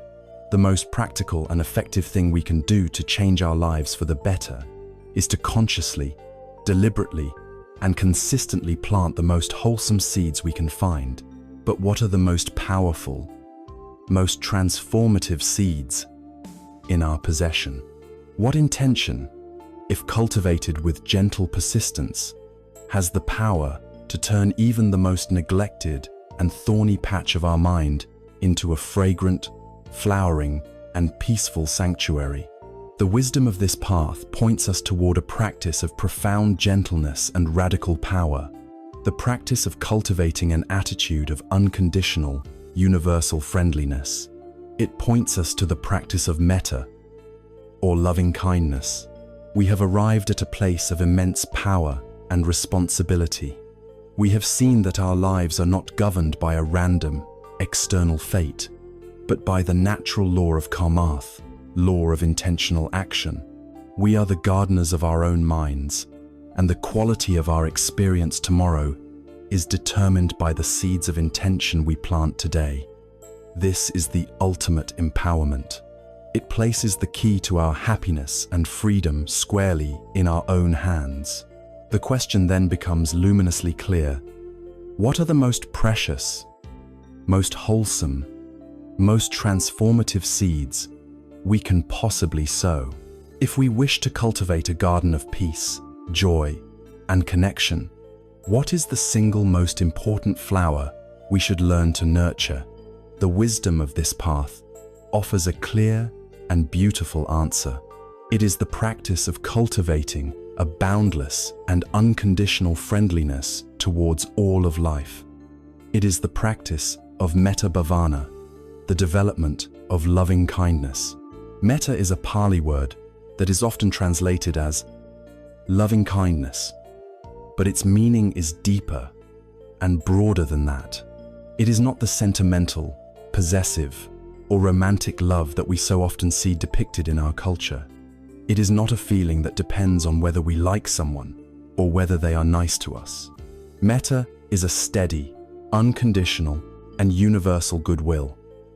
It is the sincere and heartfelt wish for all beings, without exception, to be happy and free from suffering.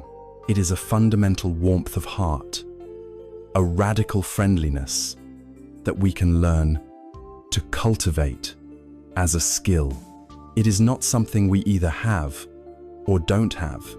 It is a muscle of the heart that can be intentionally trained and strengthened through practice. Metta is the direct, powerful antidote to the poison of the second unwholesome rooted aversion, anger, and ill will. It is the cool water that can soothe the fires of resentment and irritation that so often burn within us. The formal practice of developing metta follows a traditional, systematic sequence, a gradual expansion of the heart's capacity for love. And it begins in a place that many of us find the most challenging: with ourselves. In many cultures, especially in the West, we are taught that focusing on ourselves is selfish. We are conditioned by a harsh inner critic that constantly tells us we are not good enough. So, the idea of offering loving kindness to ourselves can feel awkward, indulgent, or even impossible. But there is a profound wisdom in starting here. You cannot pour water from an empty cup. If our own hearts are barren deserts of self-criticism and neglect, we have no genuine wellspring of love to offer to others. Any love we do offer will be tainted with the need for something in return: approval, validation, recognition. By learning to offer metta to ourselves, we begin to fill our own deep need for acceptance and love. We learn to be our own best friend. This is not selfish. It is the necessary foundation for all authentic generosity of spirit. It is the recognition that we, too, just like every other being in the universe, simply wish to be happy. So let us begin this journey into the heart. Find a comfortable posture, one that feels both relaxed and dignified. Allow your body to settle and let your breath flow naturally. First, bring to mind a gentle and kind image of yourself. Perhaps you can picture yourself as a small, innocent child, deserving of love and protection. Or perhaps just the feeling of your own presence is enough. Now, silently, like a soft whisper, in the chamber of your own heart, begin to offer these traditional phrases of goodwill. You can use these, or any words that resonate with you. Offer them to yourself. May I be safe. May I be free from inner and outer harm. May I be healthy in body and in mind. May I be happy, truly happy, and at peace. May I live my life with ease. As you repeat these phrases, try to connect with the genuine intention behind them. You are planting seeds of kindness in the soil of your own heart. Don't worry if you don't feel a great wave of emotion. Just stay with the sincere intention, the gentle wish. Now, gently let the image of yourself fade, and in its place, bring to mind a benefactor or a dear friend. This should be someone you respect and admire, someone for whom it is very easy to feel warmth and goodwill. It could be a mentor, a family member, or a cherished friend. Picture them sitting in front of you, smiling. As you hold their image in your mind and heart, offer them the very same wishes. May you be safe. May you be healthy. May you be happy. May you live with ease. Allow the natural warmth you feel for this person to flow with the words. Feel the simple joy that arises from wishing another well. There is no striving here, just a natural extension of friendliness. Next, we expand the circle of the heart further. Let the image of your friend gently dissolve and bring to mind a neutral person. This is someone you see in your daily life, but for whom you have no strong feelings, positive or negative. It could be the cashier at your local grocery store, the person who delivers your mail, a colleague you don't know well. Often, we see these people merely as roles, not as complete human beings. In this practice, we see them differently. We recognize that this person, just like us, and just like our dear friend, has a life, has hopes and fears, and wishes to be happy. Holding this neutral person in your mind, extend the same heartfelt phrases to them. May you be safe. May you be healthy. May you be happy. May you live with ease. In doing this, we begin to break down the walls of indifference that separate us from most of humanity. The fourth stage is the most challenging, and therefore, the most transformative. Here, we practice bringing to mind a difficult person. It is wise to start with someone who is only mildly irritating, not the source of your deepest trauma. As you bring this person to mind, it is essential to remember that this practice is a gift you are giving to yourself. It is about freeing your own heart from the prison of resentment, anger, and hatred. It is not about condoning their harmful actions. It is about recognizing that their actions likely spring from their own deep suffering and confusion. From this place of wisdom, you can try to offer them the same phrases. May you be happy. May you be at peace. May you be free from your own suffering.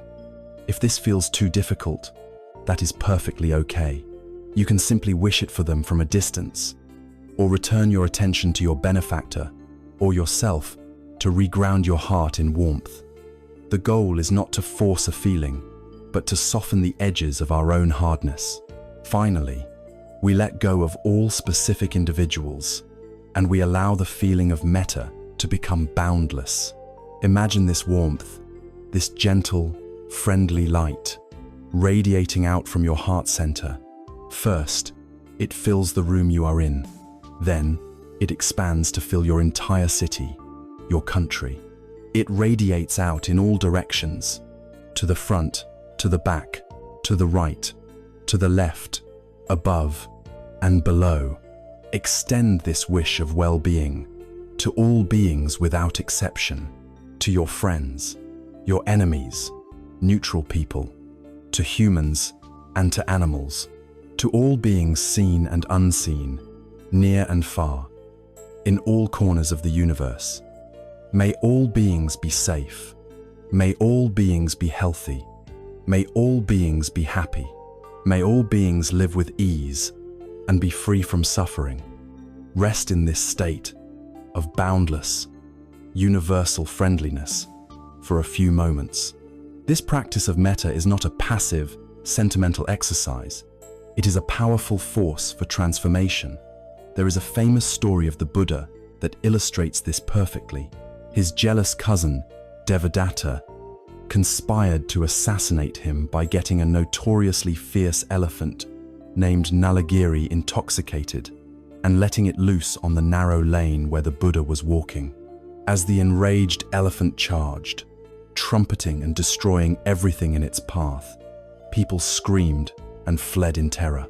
The Buddha's loyal attendant, Ananda, tried to stand in front of him as a shield, but the Buddha gently told him to step aside. He stood perfectly still, his heart filled not with fear, but with an immense and powerful wave of metta. He radiated this pure, unconditional goodwill directly at the charging, raging animal. As the wave of loving kindness washed over the elephant, it stopped dead in its tracks. Its drunken fury subsided. It became calm, lowered its trunk, and walked meekly to the Buddha, kneeling before him as if in reverence. This story teaches us that metta is the ultimate shield. It is a strength, a power capable of taming the wild elephants of hatred, anger, and fear, both within ourselves and in the world. By practicing metta, even for a few minutes each day, we are actively planting the most beautiful seeds in the garden of our karma. We are softening the hard soil of our own hearts, learning to forgive ourselves and others, and reducing the power of anger and resentment in our lives. We are building a powerful inner refuge of warmth and kindness that can hold us through difficult times.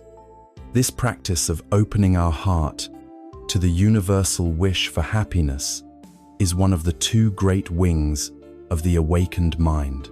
But as our heart opens, it becomes more tender, more sensitive, not only to joy, but also to pain. This does not lead to despair. Instead, it prepares us to cultivate the second great wing, the essential counterpart to loving kindness. It calls us to develop karuna, the unwavering heart of compassion. The practice of metta, of loving kindness, is like tending to the soil of our hearts, making it soft, warm, and receptive. As we nurture this unconditional wish for all beings to be happy, a natural consequence arises. Our hearts, now more open and sensitive, become more acutely aware of the world. And a great truth we become aware of is that alongside the universal wish for happiness, there is the universal reality of pain. We see the dukkha, the friction and suffering, not just in ourselves, but in everyone around us. For a heart that is not trained, this recognition can be overwhelming, leading to despair, anxiety, or a desire to shut down. But for a heart that is grounded in wisdom, this sensitivity gives birth to the second of the four great sublime states, the essential counterpart to metta. It gives birth to karuna, the boundless heart of compassion. If metta is the wish for all beings to find happiness, karuna is the sincere, heartfelt wish for all beings to be free from their suffering. It is the heart's natural quiver in the face of pain. It is the resonance we feel when we witness another's struggle. But it is crucial to understand that compassion is not the same as pity, nor is it the same as raw, unfiltered empathy. Pity often comes from a place of superiority. We look down from a safe distance upon someone else's misfortune and say, "Oh, you poor thing." Pity creates separation. Empathy, on the other hand, is the ability to feel what another person is feeling. While a beautiful human capacity, when it is not balanced with wisdom, it can lead to what is known as empathic distress. We feel another's anxiety or grief so intensely that we become overwhelmed, exhausted, and unable to help. We jump into the churning water of their pain and begin to drown alongside them. Karuna, or compassion, is a third, more skillful path.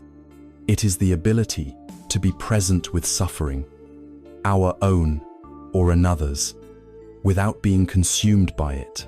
It combines the tenderness of an open heart with the stability of a clear mind. It is the wisdom that understands pain is real and the courage that is not afraid to be near it.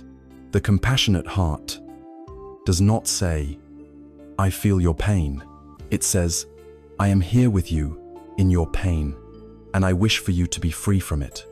It is not draining, it is connecting. It is not overwhelming, it is empowering.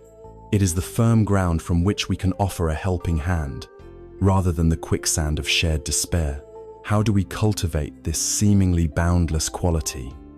How can we possibly stand in the presence of so much suffering in the world without breaking? The foundation of all true compassion for others is the development of compassion for ourselves. For most of us, this is the most difficult work of all. We are so often at war with ourselves. We berate ourselves for our mistakes. We hate ourselves for our perceived flaws. We shame ourselves for our vulnerabilities. We would never speak to a dear friend the way our own inner critic so often speaks to us. To develop compassion, we must first learn to turn that kind, supportive, understanding voice inward. Think of a time you recently struggled or failed at something. Recall the feelings of disappointment or shame. Now, imagine that your closest, dearest friend came to you, confessing that they had just gone through the exact same experience. What would you do? Would you call them a failure? Would you tell them they were worthless? Of course not. You would likely offer them a kind word, a supportive presence. You would remind them that to be human is to be imperfect. You would say, "It's okay. You did your best. This is a moment of suffering."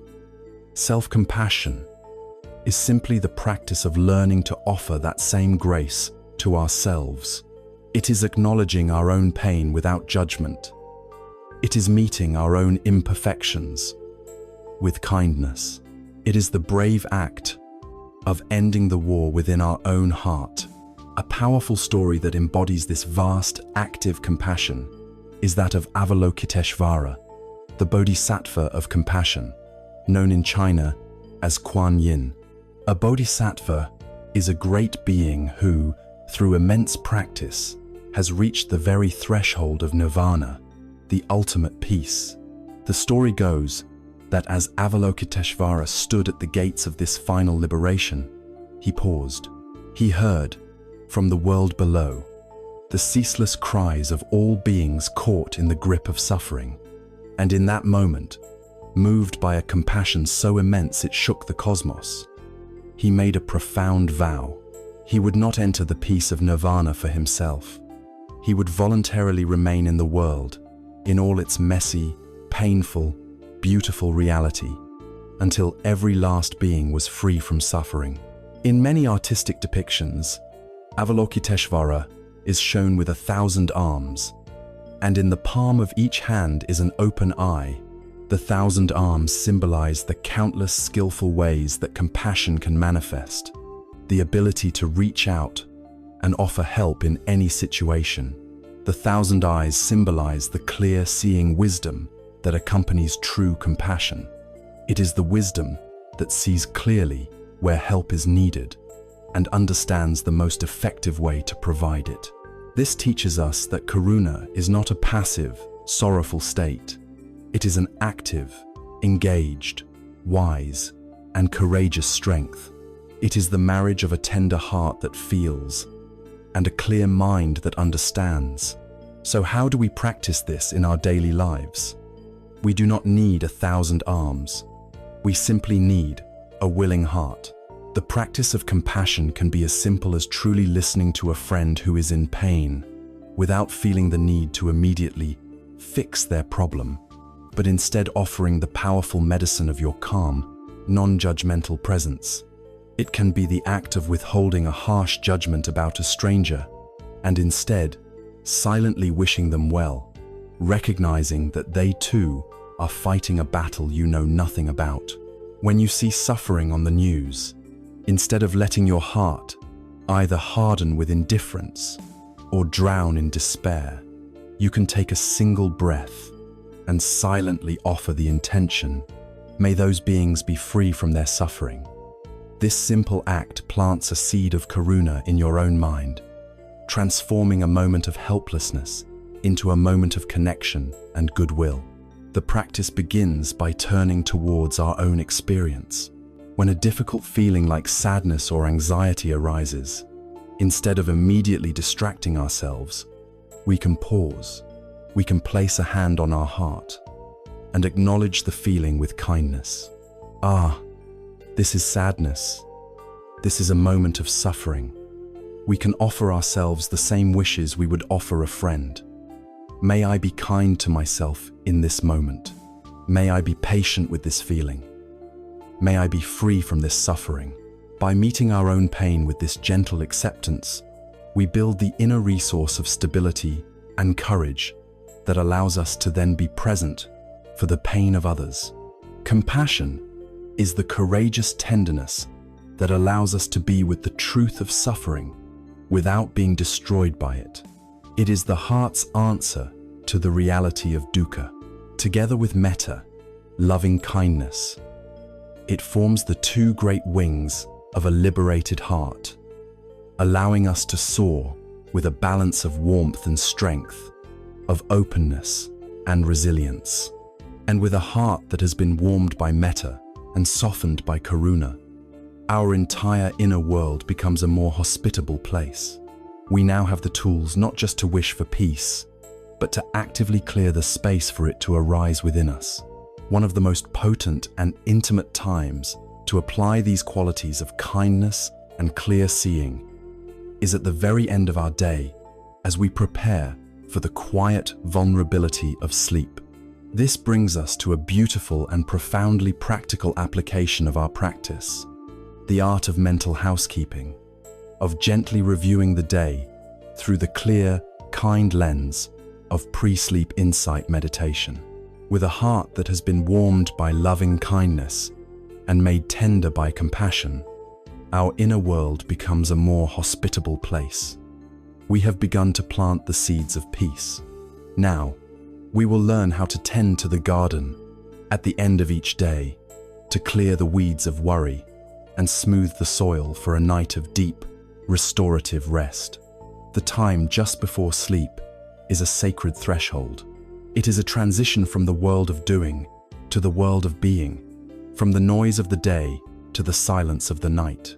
Too often, we cross this threshold unconsciously. We carry the day's accumulated tensions, its unresolved conversations, its anxieties and frustrations, with us into our dreams. We replay arguments, we plan our defenses for tomorrow, we scroll through our phones, and we fill the precious moments before sleep with more noise. As a result, our sleep is often shallow, our dreams are agitated, and we wake up already feeling behind. But there is another way. We can treat this time as a sanctuary, as a quiet moment to perform a gentle but profound act of mental hygiene. This is the practice of pre-sleep insight meditation. Imagine your mind at the end of a long day is like a glass of water filled with fine mud that has been thoroughly stirred. It is cloudy, murky, and impossible to see through. The water is your awareness, and the mud is the collection of all the day's thoughts, feelings, interactions, and stresses. If you try to force the mud to go away by stirring the water more vigorously, you only make it murkier. This is what we do when we wrestle with our thoughts, trying to force our mind to be quiet, getting frustrated with our own anxiety. The wise approach is to simply do nothing. It is to take the glass of water, place it on a stable, level surface, and allow it to be still. Through the natural law of gravity, the particles of mud will, on their own, slowly and gently, settle to the bottom, leaving the water above it perfectly clear. This practice of pre-sleep meditation is the act of placing the glass of your mind down on the stable surface of your bed and allowing its contents to settle naturally. We do not fight our thoughts. We create the conditions of stillness and kind awareness that allow them to come to rest. So, as you lie in your bed, ready for sleep, let this be an act of kindness to yourself. Find a comfortable position, lying on your back or your side. Take 3 slow, deep breaths. With each inhalation, feel the air filling your lungs. And with each long, slow exhalation, feel the intention to let go of the day. Let go of the doing mind and allow yourself to simply arrive in the being mind. The practice begins by grounding yourself in the physical reality of your body. Gently bring your awareness down to the soles of your feet. You do not need to visualize them, just feel them. Notice whatever sensations are present, perhaps warmth, coolness, tingling, or the pressure of the blankets. Simply notice, without judgment. Now, allow this kind, gentle awareness to slowly travel up through your body. Feel your ankles, your calves, your knees. Feel your thighs and your hips, heavy and relaxed on the bed. Let the awareness fill your entire torso, noticing the gentle rhythm of your belly rising and falling with each breath. Feel your chest, your shoulders, allowing them to soften. Let this awareness flow down your arms to your hands, feeling the sensations in your palms and fingertips. Finally, bring the awareness to your neck, your jaw, your face, and your scalp, letting go of any tension you might be holding there. For a few moments, just rest in this awareness of the body as a whole, a living, breathing, sensational field. Now, from this grounded place, we begin the gentle review of the day. Allow the screen of your mind to begin to play a movie of the day that has just passed. See this not as if you are reliving the day with all its emotional charge, but as if you are sitting in a comfortable seat, in a quiet private theater, watching the events unfold from a place of calm detachment. Let the film begin with you waking up this morning. Watch the scenes of your morning routine, your breakfast, your journey to work, or the start of your day's activities. See the faces you interacted with. Hear the words that were spoken. Watch the moments of concentration, the moments of distraction, the moments of ease, and the moments of stress. There is no need to analyze or judge any of it. You are simply the witness, the quiet, kind observer. Watch the film continue through your afternoon, your evening meal, and the activities that brought you to this present moment, lying here in bed.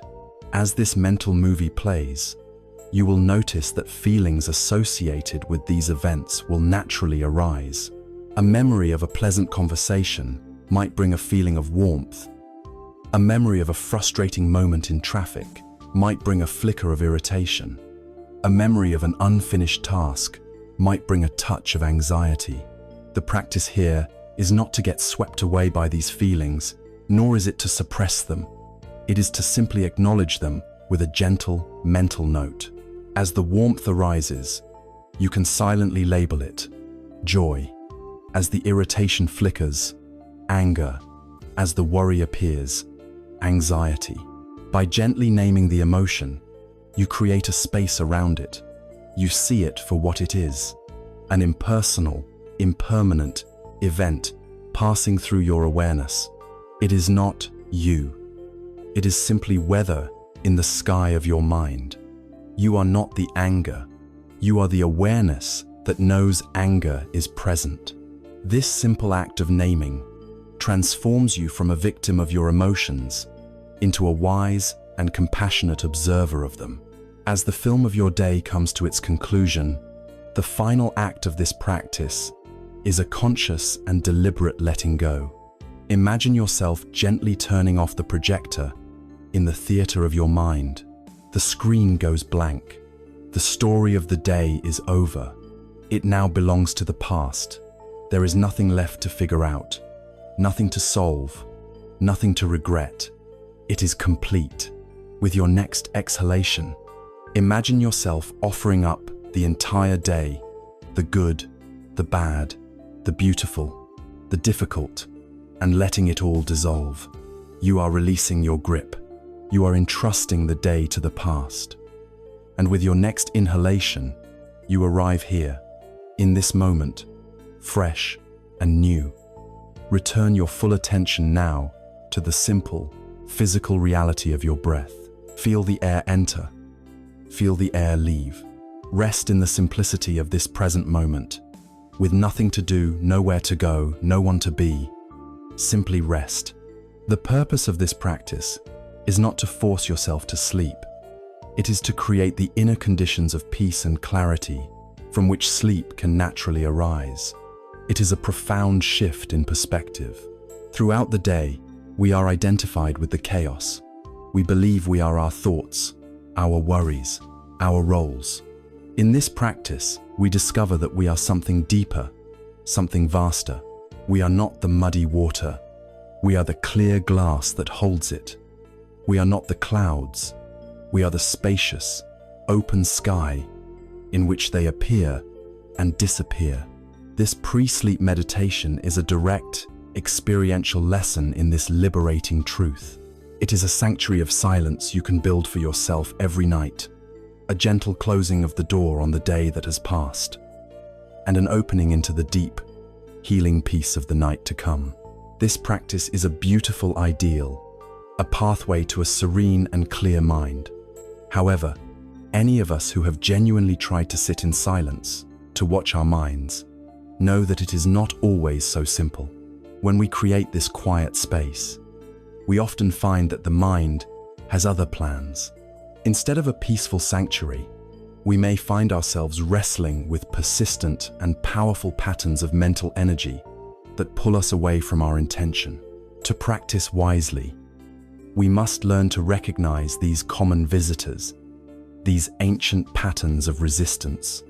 In this tradition, they are known as the 5 hindrances. The sanctuary of silence we create in our meditation is a beautiful and worthy ideal. It is a space of peace we can learn to return to. However, anyone who has sincerely attempted to quiet their mind knows that this inner landscape is not always peaceful. When we sit down and close our eyes, intending to rest our attention on the gentle rhythm of the breath, we often find that the mind has other plans. Uninvited guests arrive. Old memories, future worries, sudden desires, and waves of sleepiness can wash over us, pulling us away from our intention. It is easy, in these moments, to become discouraged, to feel that we are failing at the practice. But the wisdom of this path teaches us that these visitors are not signs of failure. They are the practice itself. They are universal, predictable patterns of mental energy, and learning to recognize them and work with them skillfully is how we develop true wisdom and strength. These ancient patterns are known as the 5 hindrances. To understand how these hindrances work, imagine that your mind, in its natural state, is like a clear, calm pool of water in a bowl, perfectly capable of reflecting the sky above with crystal clarity. To see your true nature is to see this clear reflection. The 5 hindrances are 5 different conditions that can disturb the water, making a clear reflection impossible. The first hindrance, sensory desire, is like mixing brightly colored dyes into the water. It becomes captivating, beautiful, and alluring, but you cannot see your own face in it. The second, ill will, is like causing the water to boil. It is turbulent, hot, and agitated, and any reflection is shattered into 1,000 distorted pieces.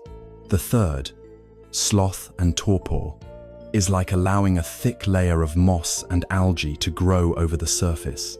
The water is obscured, heavy, and impenetrable. The fourth, restlessness and worry, is like a constant wind blowing across the surface, creating endless ripples and agitation, scattering the reflection. And the fifth, skeptical doubt, is like trying to see your reflection in a bowl of muddy water placed in a completely dark room. The water is murky and there is no light to see by. To meditate is to learn how to allow these conditions to settle, so the water can return to its natural state of clarity and stillness. Let us meet these 5 visitors one by one, so we can learn to greet them not with fear, but with wisdom. The first hindrance is sensory desire, or kama chanda. This is the mind's tendency to be pulled away from the present moment by the promise of a more pleasant experience. It is the "I'm bored" mind, the "what's next" mind. You are sitting with the breath, and suddenly your mind wanders off into a detailed fantasy about a delicious meal you want to eat, a vacation you want to take, or a pleasant conversation you wish you were having. It can also be a desire for a more exciting meditation experience. The mind craves entertainment. The antidote here is to see this desire through the lens of impermanence, anicca. Gently remind yourself that this fantasized pleasure is fleeting and will not bring lasting happiness. Acknowledge the desire without judgment, wanting, and then, gently, firmly, guide your attention back to the simple, available reality of the breath. The second hindrance is ill will, or vyapada. This is the mind of aversion, the energy that pushes away. It can manifest as anger at a sound that is disturbing your quiet, resentment towards someone who has hurt you, frustration with your own practice, or general irritability. It is the boiling water of the mind. When you notice ill will has arisen, the primary antidote is the practice we have already explored, metta, or loving kindness. To fight anger with more anger is to pour fuel on the fire. Instead, we apply the cooling water of metta. If you are angry at a person, try to offer them a silent wish of well-being. If that is too difficult, offer metta to yourself. First, place a hand on your heart and wish for your own peace and freedom from the pain of anger. This softens the heart and allows the boiling water to cool. The third hindrance is sloth and torpor, or thina middha. This is not simply physical tiredness, but a heavy, dull, foggy state of mind. The mind feels like it is wrapped in a thick blanket. Concentration feels impossible, and the pull of sleep is immense. When this arises, it is important to investigate. Are you genuinely physically exhausted? If so, the wisest and most compassionate action may be to get some rest. However, if it is a mental lethargy, the antidote is to arouse energy. You can straighten your spine, lift your chin slightly, and open your eyes. You can take several deep, invigorating breaths. You can also arouse mental energy by reflecting on the preciousness of this human life and this rare opportunity to practice for your own liberation. This can reignite your inspiration and cut through the mental fog. The fourth hindrance is restlessness and worry, or udaka kukucha. This is the classic monkey mind, the mind that cannot settle. Restlessness is the mind jumping from one thought to the next, like a frantic bee in a jar. Worry, or remorse, is the mind getting stuck in a looping pattern, usually about something you did in the past. I shouldn't have said that, or something you fear in the future. What if this happens? This is the water agitated by the wind. The primary antidote is a patient and persistent return to your anchor. Acknowledge the state without frustration. The mind is restless. Then, feel the grounding sensation of your body on the chair and gently guide your awareness back to the physical sensations of the breath. For worry, you can gently name it worrying and recognize it as just a thought, a story about a past that is gone or a future that has not yet arrived. The breath is your anchor in the reality of the present, a safe harbor from the storm of worry.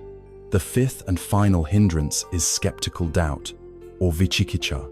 This is not the healthy, intelligent questioning that seeks to understand, but a cynical, paralyzing doubt that undermines our efforts.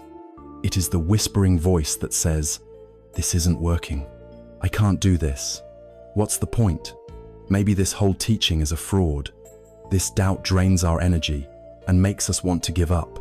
The antidote here is to find ways to inspire trust.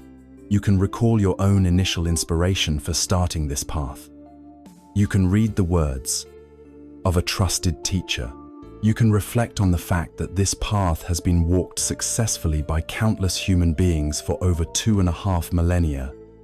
But the most powerful antidote is patient persistence. Acknowledge the doubt. See it as just another cloud passing through the sky of the mind, and continue to practice. Anyway, let the direct experience of even small moments of peace be the evidence that slowly dissolves the doubt over time. Learning to work with these hindrances is the heart of meditative training. A simple and powerful framework for meeting any of these visitors is the acronym RAIN. First, recognize what is present. This is sloth and torpor. Second, allow it to be there. Don't immediately try to fight it or push it away. Create a space for it. Third, investigate it with a kind curiosity. What does this feeling of doubt or restlessness actually feel like in my body? What thoughts are associated with it? Fourth, practice non-identification. Realize that this state is not me or mine. It is an impersonal, conditioned event. And then, from this place of awareness, you can nurture yourself with the appropriate antidote, like self-compassion or a gentle return to the breath. This inner work, this process of learning to greet the hindrances with mindfulness and wisdom, instead of fear and aversion, is the essential training we undertake in the quiet gymnasium of our formal meditation. It builds the muscles of our awareness, our patience, and our compassion. The true purpose of this training, however, is not just to have peaceful meditations, but to prepare us for the chaotic and unpredictable arena of our daily lives. And nowhere are these hindrances more likely to flare up And nowhere is our need for mindfulness more acute than in the way we interact with other human beings. This brings us to the vital and profound practice of applying our awareness to the way we use our words. This is the art of right speech. The inner work we do in the quiet of our meditation is the essential training, the strengthening of the heart and mind. We learn to sit with our experience, to greet the hindrances with wisdom, and to cultivate qualities of kindness and compassion. Now, we carry this training out of the gymnasium of formal practice and into the dynamic, unpredictable arena of daily life. And the most common, most powerful, and most immediate way our inner state expresses itself is through our speech. Words are not mere sounds. Words are worlds. With our words, we create connection or separation. We build trust or sow doubt. We heal wounds or inflict them.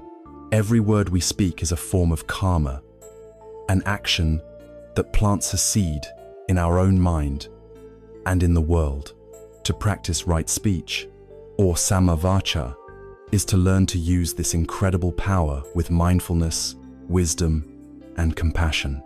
It is the art of bringing our meditation into our relationships. The ancient teachings on right speech are organized around 4 clear and practical principles. They are expressed as abstentions, as things to refrain from, but each one points toward a positive and beautiful quality of communication to be cultivated. The first foundation is to abstain from false speech. This is, of course, a commitment to not tell deliberate lies, but its meaning is much deeper. It includes the more subtle forms of dishonesty that we so often engage in without a second thought. It is the practice of avoiding exaggeration to make a story more interesting, of making promises we know we cannot keep, of speaking with insincerity to flatter or manipulate. It is a commitment to authenticity, to aligning our words with our true experience. When we speak truthfully, we cultivate a profound sense of inner peace and self-respect. There is a lightness that comes from having nothing to hide, no stories to keep straight. We become a person whose word is reliable, and this builds the foundation of all healthy relationships: trust. The second foundation of right speech is to abstain from divisive or slanderous speech. This is any form of communication that is intended to set people against one another or to damage another's reputation.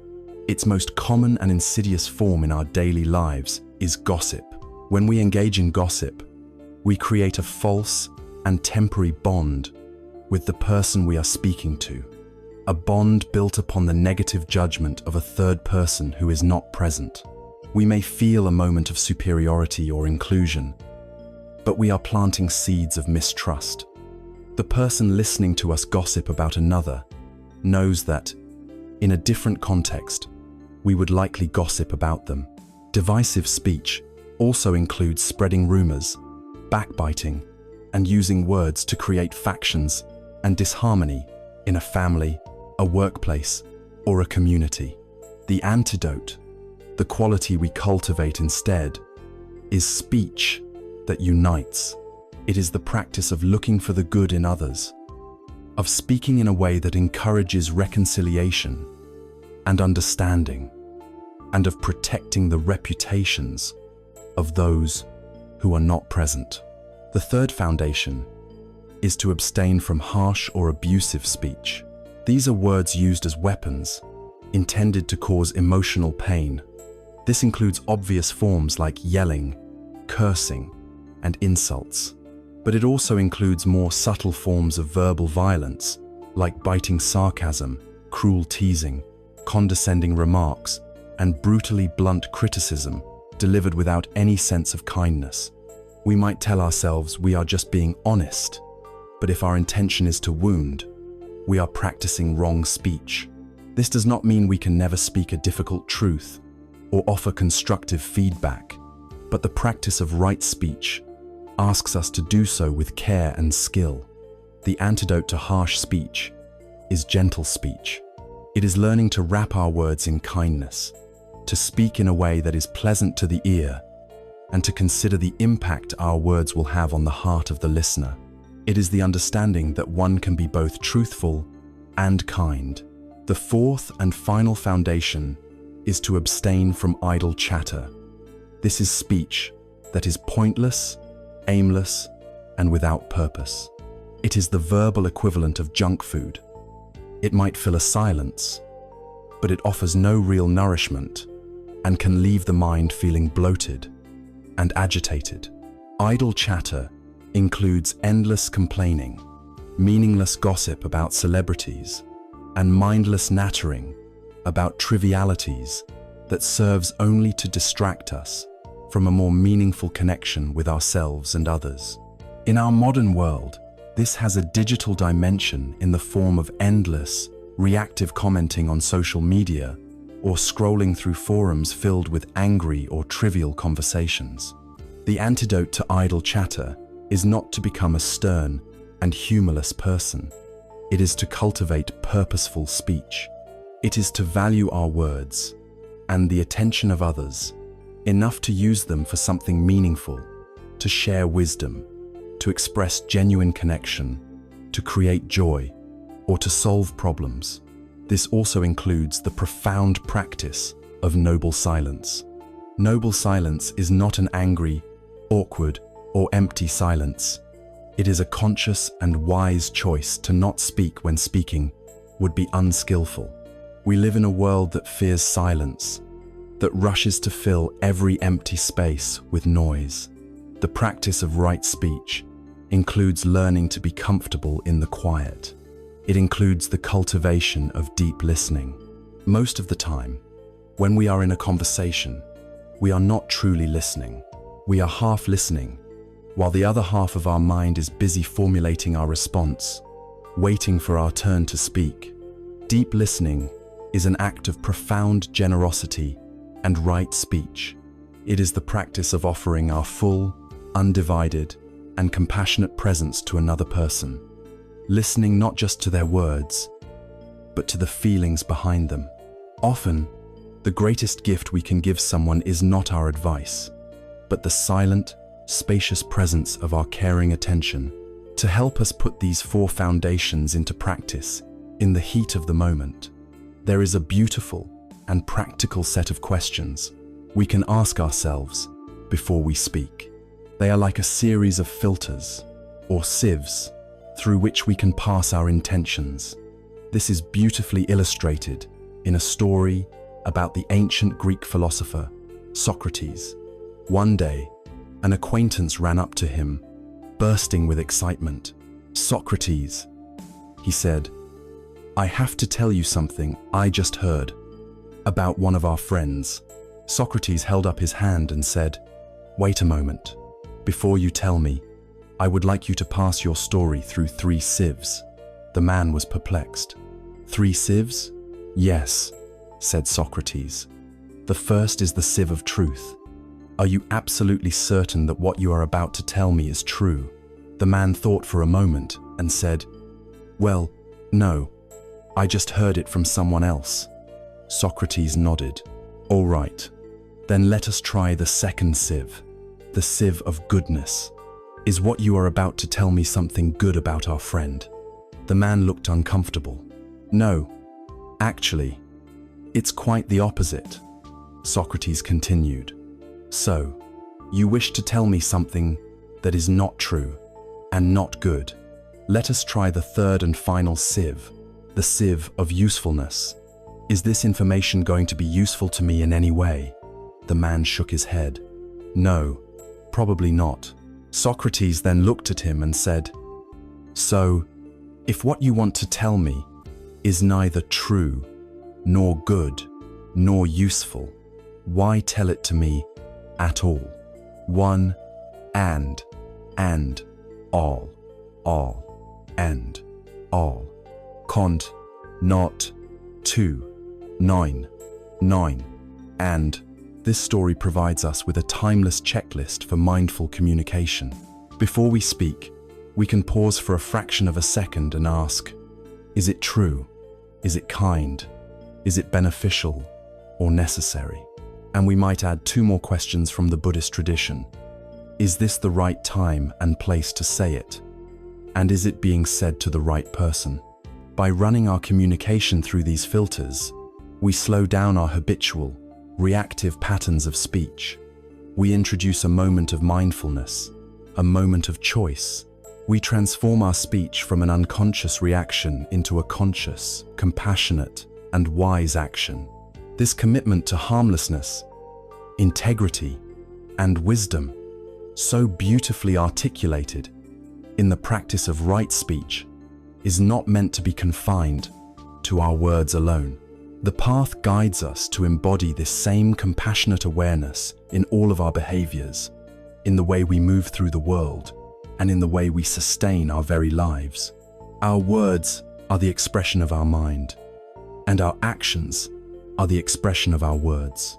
This naturally leads us to explore the next essential strands of the Eightfold Path, the practice of right action, and the profound challenge of living a life of right livelihood in our complex and interconnected world. The path of awakening is a comprehensive training of our entire being, leaving no part of our life untouched. We have seen how right speech calls us to bring mindfulness and integrity into our communication, transforming our words from unconscious reactions into conscious acts of kindness and wisdom. Now, this same principle of compassionate, harmless living expands outward from what we say to what we do. It asks us to embody our practice in our physical actions and in the very way we choose to sustain our lives in the world.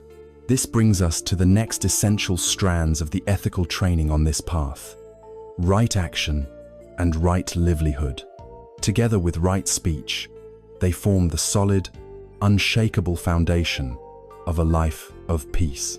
Right action, or samakamanta, is the practice of aligning our physical behaviors with our deepest intention of non-harming.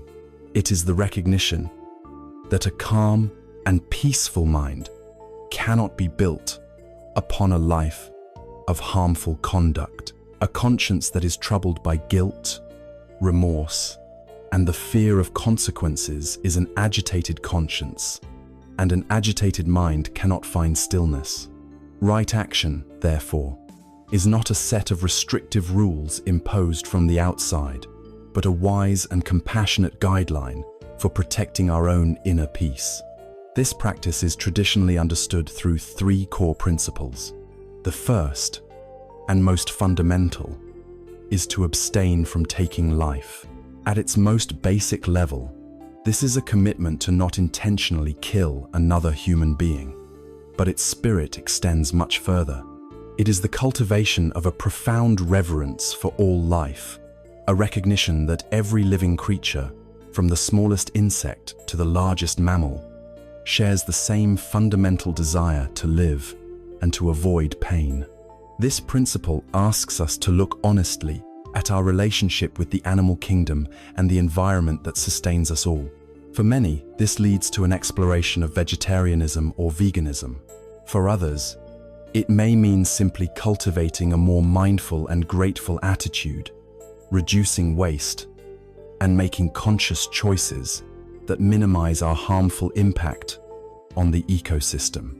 The core of this practice is not about achieving a state of absolute purity, which is impossible in an interconnected world, but about nurturing an attitude of ahimsa, of non-violence and gentleness, in our hearts and in our actions.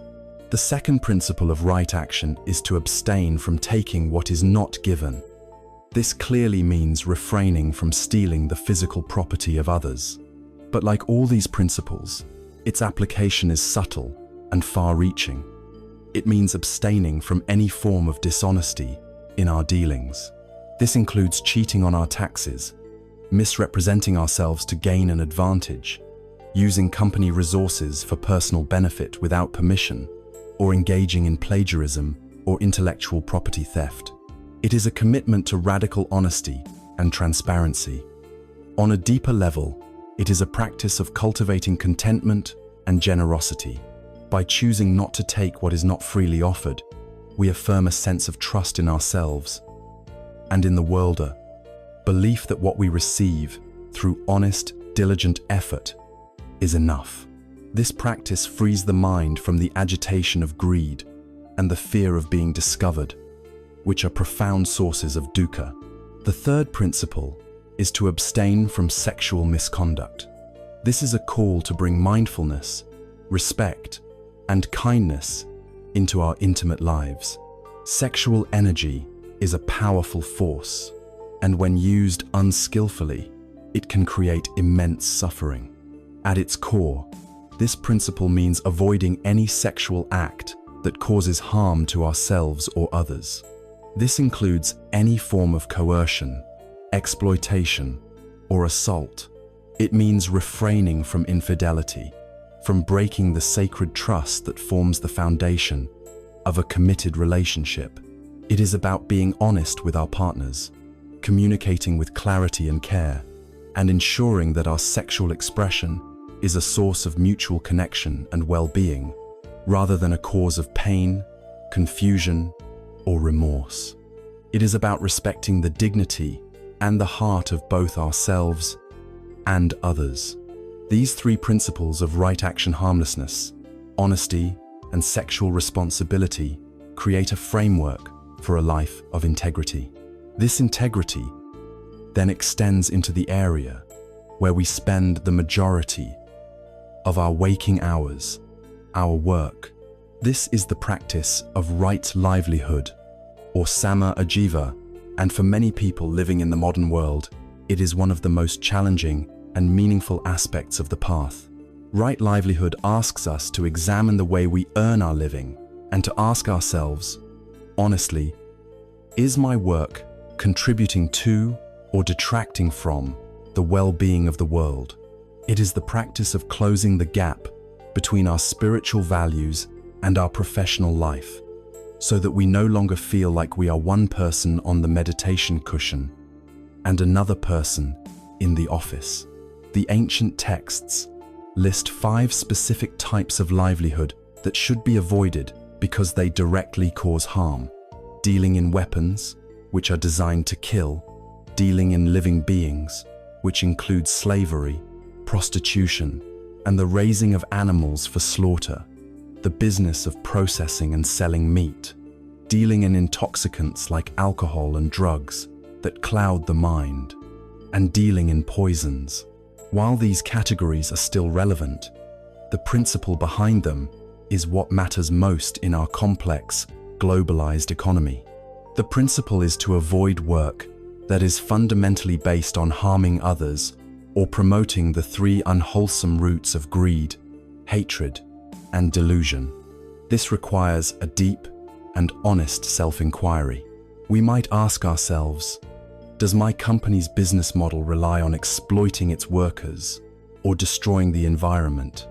Does my work in advertising create artificial desires and a sense of lack in people? Does my work in media promote division, fear, and outrage? Does my work in finance involve predatory or deceptive practices?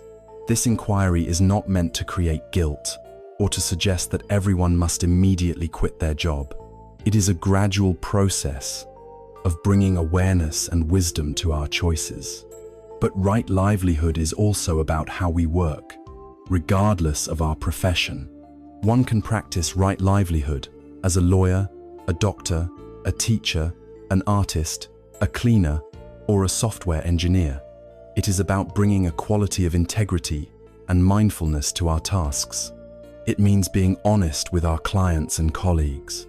It means not participating in gossip or office politics, which is practicing right speech at work. It means being diligent and offering a fair day's work for a fair day's pay. It means treating those we work with, whether they are our bosses or our subordinates, with kindness and respect. By doing so, we can transform any job into a part of our spiritual practice, reducing the inner conflict that so many of us feel when our work feels meaningless or contrary to our values. Consider the simple parable of two merchants in a marketplace. The first merchant is driven solely by profit. He sources the cheapest materials, knowingly misrepresents the quality of his goods, and cheats his customers whenever he sees an opportunity. He may become financially wealthy, but his mind is never at peace. He is always calculating, always anxious about being discovered, and his relationships are built on a foundation of exploitation and mistrust. He returns home each night with a heavy and agitated heart. The second merchant is a craftsman who takes pride in his work. He uses quality materials, is transparent and honest about his products, and deals with his customers fairly and respectfully. He may earn less than the first merchant, but his conscience is clear, his heart is light. He enjoys the trust and friendship of his community, and he finds genuine meaning and satisfaction in his work. He sleeps peacefully at night. The second merchant understands the true meaning of right livelihood. He knows that the greatest profit is not measured in currency, but in the currency of a peaceful mind and an integrated heart. This entire foundation of ethical conduct of right speech, right action, and right livelihood is what is known as sila. It is the bedrock upon which all further progress is built. A mind that is free from the inner turmoil of remorse, guilt, and fear is a mind that is capable of settling down, of becoming calm, clear, and concentrated. This foundation of ethical living is the solid, peaceful ground upon which we can now build the entire structure of our inner freedom. But any great construction project, any significant inner work, requires more than just a stable foundation. It requires energy. It cannot be built with a scattered mind or a weak will. It requires a wise, balanced, joyful, and persistent application of energy. This brings us to the next stage of our training, the development of the mind itself, beginning with the vital and dynamic practice of right effort. Having laid the solid and peaceful foundation of sila of right speech, right action, and right livelihood, we have created a life of integrity, a life where our conscience can be at ease. This is the firm ground upon which we can now build the great structure of our inner liberation. But as with any great work, a foundation alone is not enough. We need energy to build. We need a wise and sustained application of will. This brings us to the next phase of the path, the training of the mind itself, which begins with the vital and dynamic practice of right effort. Now, the word effort can be misleading for us. In our culture, it often conjures images of stressful, ambitious, white-knuckled striving. We think of pushing, forcing, and struggling to achieve a goal. This is the effort of the marketplace, and it is often filled with tension and anxiety. The effort of this path is of a very different quality. The Pali word is vayama, which implies a persistent yet joyful energy. It is the wise and balanced application of our will. It is the opposite of passive laziness, but it is also the opposite of tense striving. It is the skillful and harmonious energy that propels our practice forward. Perhaps the most beautiful illustration of this balanced quality of effort is a story from the life of the Buddha concerning a monk named Sona Kolivisa. Sona had been a wealthy and delicate young man, and he was determined to prove his spiritual worth through extreme exertion. He practiced walking meditation with such ferocious intensity that the soles of his feet became raw, cracked, and bloody, staining the monastery grounds with his footprints. Yet, despite his heroic efforts, he felt he was making no progress. His mind was agitated. He was filled with frustration, and he was on the verge of giving up, believing he was not suited for this path. The Buddha, with his deep insight into the minds of others, knew of Sona's despair. He also knew that in his life before becoming a monk, Sona had been a master musician, renowned for his skill with the lute. The Buddha approached Sona and asked him, "Sona, is it true that in your lay life, you were skilled at playing the lute?" Sona admitted that he was. The Buddha then asked a series of simple questions. "Tell me, Sona, what would happen if you tuned the strings of your lute too tightly?" Sona replied, "Venerable sir, the strings would break, or the sound they produced would be sharp and unpleasant." "And what would happen?" the Buddha continued, "if you tuned the strings too loosely?" "Sir," Sona said, "they would produce no sound at all, or only a dull thud." "And what happened?" the Buddha asked finally, "when you tuned the strings just right, not too tight and not too loose?" Sona's face lit up with understanding. When the strings were balanced perfectly, he said, the lute was well tuned and playable, and it produced a beautiful, harmonious melody. The Buddha smiled gently. "Just so, Sona," he said. "It is the same with the energy you apply to your spiritual practice. If your effort is too strained and tense, it leads to restlessness and agitation. If it is too slack and lazy, it leads to sloth and complacency. Tune the energy of your practice like the strings of your lute. Find the balance that is not too tight and not too loose, and you too will produce the beautiful harmony of liberation." This parable is the key to understanding right effort. It is a middle path of energy. To help us cultivate this balanced quality, the teachings provide a beautifully practical framework known as the 4 great efforts. This is a complete guide to being a skillful gardener of your own mind. The first is the effort to prevent unwholesome states from arising. This is the wisdom of prevention. A wise gardener knows which parts of the garden are prone to weeds and takes steps to prevent them from sprouting in the first place. In our practice, this means guarding the sense doors. It is the mindful awareness of what we allow into our minds. We know that certain types of movies, news programs, social media feeds, or conversations tend to stir up feelings of greed, anger, or despair. Right effort is not about living in a sterile bubble, but about making a wise choice to limit our exposure to things that we know are toxic to our peace of mind. It is the proactive effort to protect our inner environment. The second is the effort to abandon unwholesome states that have already arisen. Despite our best efforts at prevention, weeds will inevitably sprout. An angry thought, a wave of desire, a cloud of doubt will appear in the mind. The wrong effort is to either ignore it, hoping it will go away, or to try and violently rip it out, which often just spreads the seeds. The right effort is to skillfully apply the antidotes we have been learning. It is the effort to meet the weed of anger with the cooling water of loving kindness.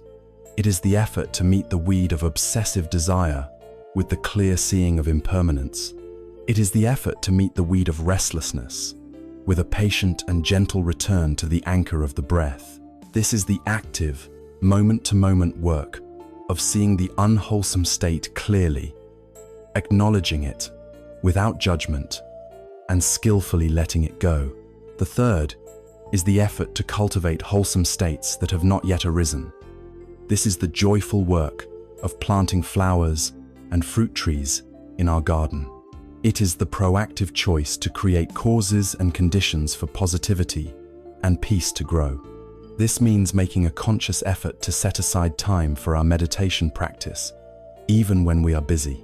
It is the effort we make to practice metta meditation, to intentionally cultivate feelings of goodwill.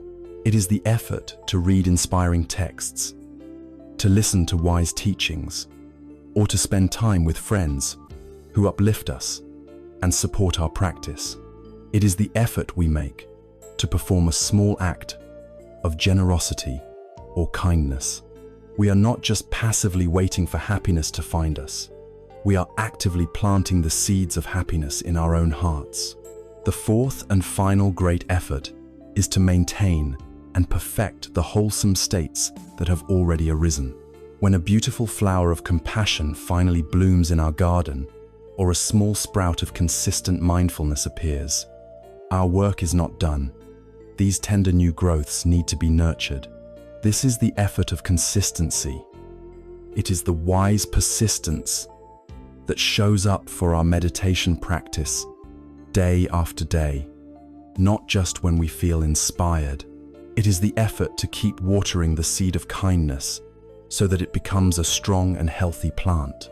It is the effort to protect our moments of clarity from the weeds of distraction.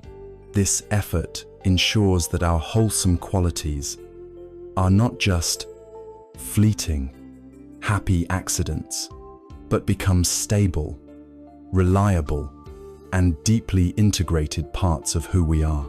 To walk this path of right effort is to be constantly tuning the instrument of our own energy. You can check in with yourself during your meditation and throughout your day. Are you practicing with a clenched jaw, a furrowed brow, and a sense of grim determination? That is the string tuned too tightly. You are likely creating more tension than peace.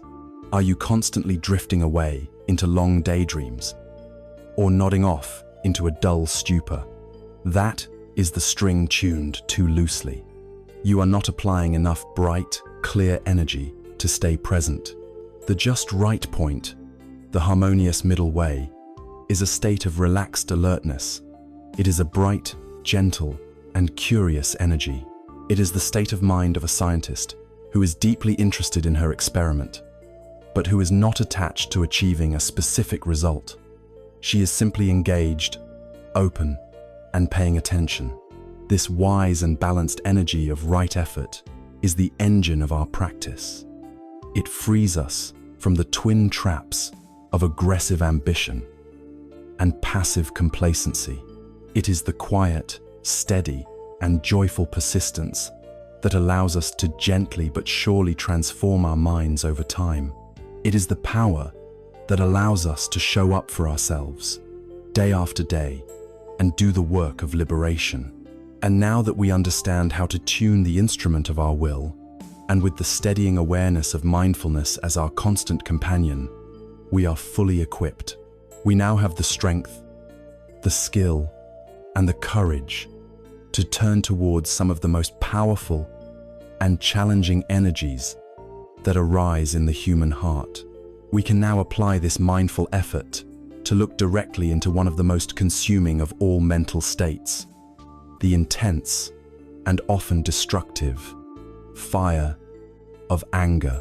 With the steady energy of right effort and the clear light of right mindfulness, we are now equipped to turn and face some of the most powerful and challenging energies of the human heart. We have the tools not to fight or destroy our inner states, but to meet them with wisdom and transform them with compassion.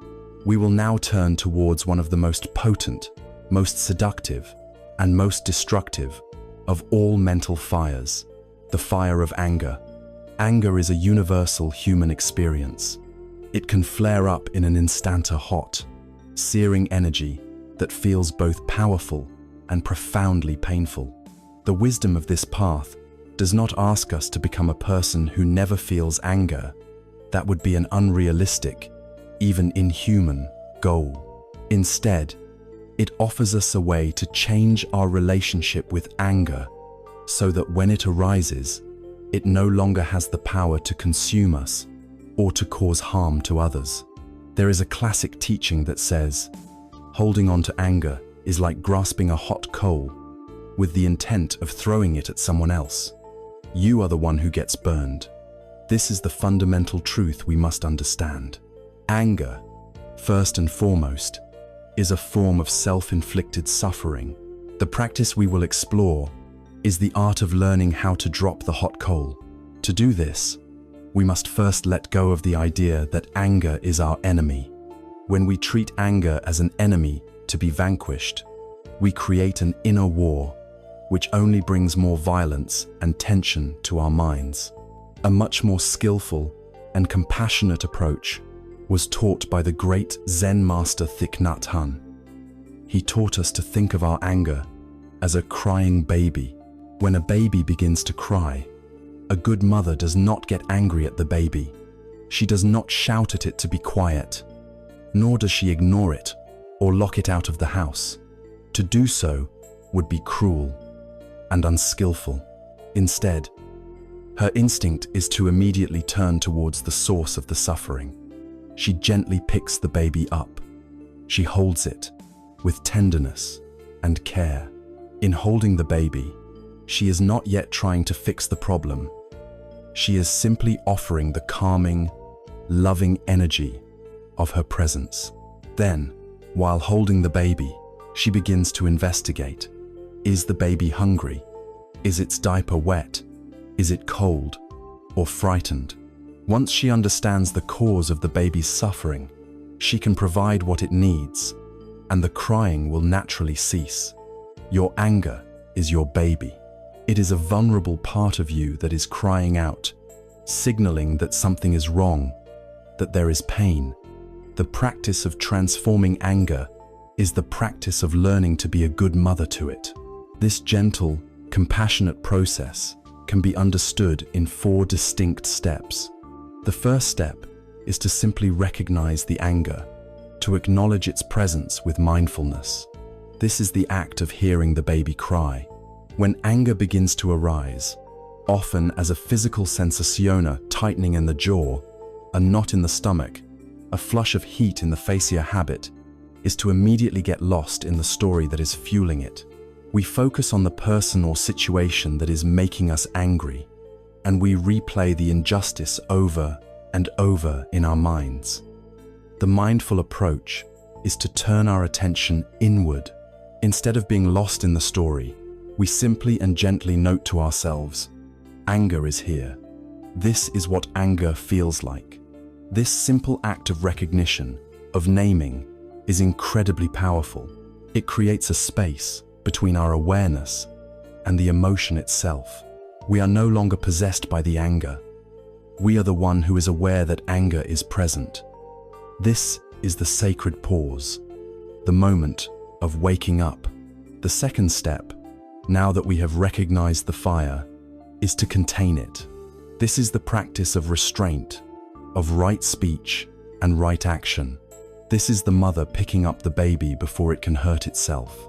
When we are in the grip of anger, our impulses are to lash out, to punish, to speak harsh words, to send that furious email, to slam the door. This step is the conscious, wise effort to not immediately act on those impulses. We understand that acting from a place of anger will almost certainly create more suffering for ourselves and others, planting negative karmic seeds that we will regret later. So we pause. We take a breath, or 10 breaths. We put our hands in our pockets. We decide that the scathing reply can wait until tomorrow. We contain the fire, not by suppressing it or pretending it isn't there, but by holding it in a safe container of mindful awareness, preventing it from spreading and causing a wildfire. The third step, once the anger is held and contained, is to investigate it with wisdom. This is the mother looking to see what the baby needs. Anger is almost always a secondary emotion. It is a loud, protective shield that our mind throws up to cover a more tender, more vulnerable feeling underneath. The practice of investigation is to gently ask ourselves, what is beneath this anger? What is this anger protecting? As you look with a kind and honest curiosity, you may find something else. You may find hurt, the pain of feeling betrayed, misunderstood, or unappreciated. You may find fear, the fear of losing control, the fear of being seen as weak, the fear of not being respected. You may find a deep sense of injustice, the feeling that a core value or boundary has been violated. By identifying this primary wound, the anger itself begins to lose some of its power. We are no longer just dealing with a mysterious, raging fire. We are now dealing with the specific cause of the fire. Our focus shifts from the fault of the other person to the reality of our own inner pain. The fourth and final step is to apply the antidote to soothe the crying baby. This is the practice of compassion, and it begins with self-compassion. We offer kindness and understanding to that vulnerable part of ourselves that we just discovered. If we found hurt underneath the anger, we can silently offer ourselves words of comfort. It is okay to feel hurt. This is painful. May I be kind to myself in this pain. We are soothing the primary wound with the balm of our own gentle acceptance. This act alone is profoundly healing. Then, when and if we feel able, we can extend compassion outwards. We can reflect that the person whose actions triggered our anger is also a suffering human being. Their unskillful actions did not arise from a vacuum. They arose from their own greed, fear, confusion, and pain. This does not mean we excuse their harmful behavior, but by understanding that they too are trapped in their own dukkha, we can begin to let go of the heavy burden of our resentment. We can wish for them to be free from the very suffering that causes them to inflict suffering on others. In doing so, we are not freeing them. We are freeing ourselves from the poison of our own hatred. We are dropping the hot coal.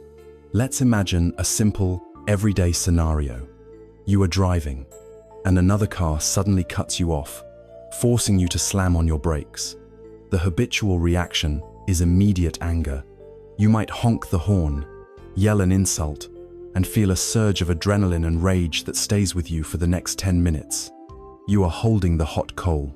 The mindful response would be to walk through the 4 steps. First, you recognize, wow, anger is here. My heart is racing. My hands are gripping the wheel. Second, you restrain. You resist the urge to honk or tailgate. You just breathe. Third, you investigate. What's under this? Fear. I was startled, afraid we might have crashed, and my sense of fairness feels violated. Fourth, you apply compassion. First, to yourself. It's okay to feel shaken. That was scary.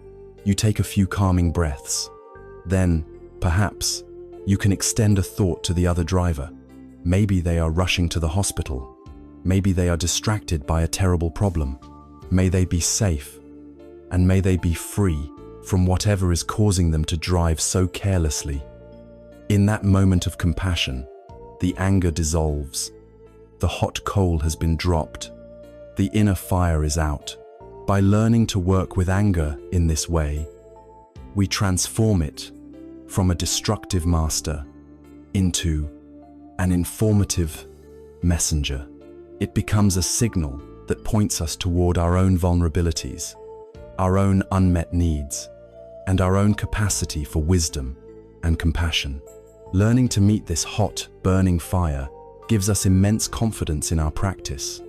We discover that no emotion is too powerful to be held in awareness, and this very same strength, this same gentle and courageous skill, can now be turned towards another pervasive form of suffering, an energy that is less like a raging fire and more like a cold, persistent fog that can cloud our minds and steal our joy.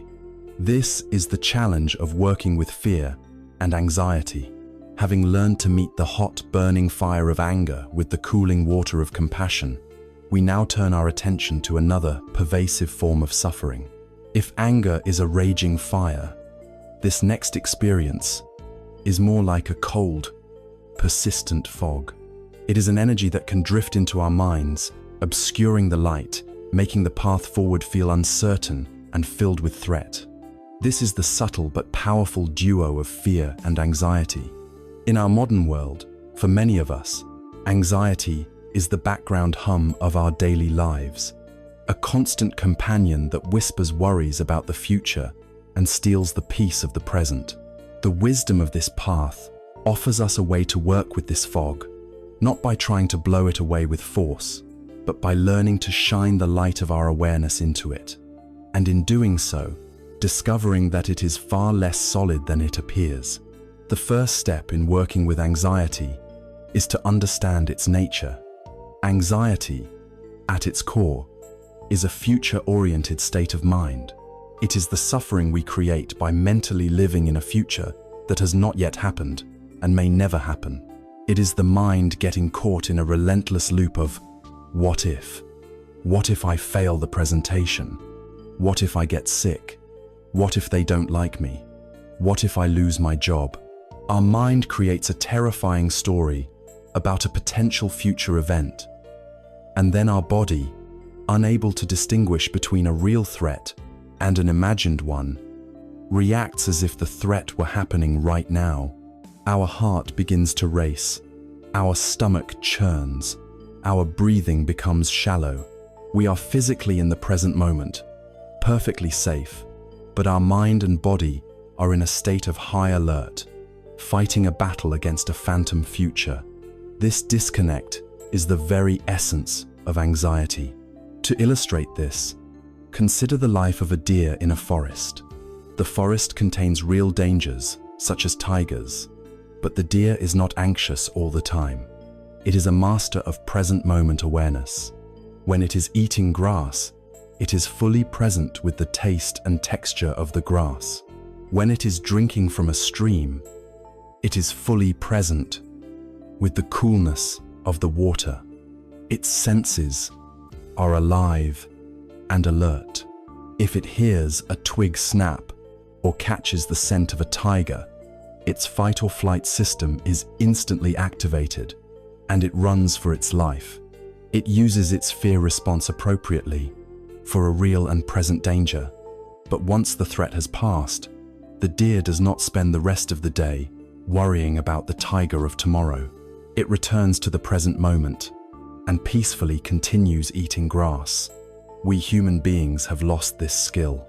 We can be sitting in a perfectly safe and comfortable room, but if we simply think about a tigera, difficult conversation we need to have next week, a financial worry, a health concern, a body unleashes the exact same flood of stress hormones as if the tiger were in the room with us. We are constantly exhausting ourselves by running from paper tigers that exist only in our imagination. The goal of this practice is not to become fearless, but to stop frightening ourselves with our own minds. It is the practice of learning the difference between a real tiger and a paper one. If anxiety lives in the imagined future, then the most powerful antidote is to bring our awareness, with gentle determination, back to the reality of the present moment. When you feel the cold fog of anxiety begin to roll in, the first step is to interrupt the story. You can gently say to yourself, "This is just a thought. This is a story about the future." Then, you can engage in a simple but profoundly effective practice of grounding yourself in your senses. It is a way of coming home to the only reality that ever truly exists, the here and now. You can try this right now, silently or out loud. Name 5 things that you can see in your immediate environment. Look at them. Really see them: the color of a book, the light from a lamp, the texture of a wall. Next, bring your awareness to your sense of touch and name 4 things you can feel: the pressure of your body on the chair, the feeling of your feet on the floor, the texture of your clothing against your skin, the temperature of the air. Then, shift to your sense of hearing and listen for 3 distinct sounds, near or far. Then, notice 2 things you can smell. And finally, bring awareness to your sense of taste, noticing 1 thing you can taste, even if it is just the neutral taste of your own mouth. This practice forces the mind to disengage from the hypnotic, future-oriented story of what if, and to land in the solid, tangible reality of what is. It is a powerful circuit breaker for the anxious mind. Once we have grounded ourselves in the present, we can go deeper. We can begin to change our relationship with the physical sensations of anxiety themselves. Our habit is to resist these feelings. We feel our heart racing and we think, "Oh no, I hate this feeling. Make it stop." This resistance is like adding a second layer of suffering. It is fighting a war against our own body. The mindful approach is to turn towards these sensations with a kind and gentle curiosity, as if we were a scientist examining a new phenomenon. Instead of fighting the feeling, we befriend it. You can ask yourself, where is this feeling of anxiety living in my body? You might find it as a tightness in your chest, a knot in your stomach, or a vibration in your hands. Then, get curious about the raw sensation itself. What does it actually feel like? Is it hot or cold? Is it sharp or dull? Is it vibrating or solid? You are not analyzing it to make it go away. You are simply getting to know it. Then, see if you can breathe into that sensation. Imagine your breath could carry a quality of softness and acceptance directly to that tight spot in your chest.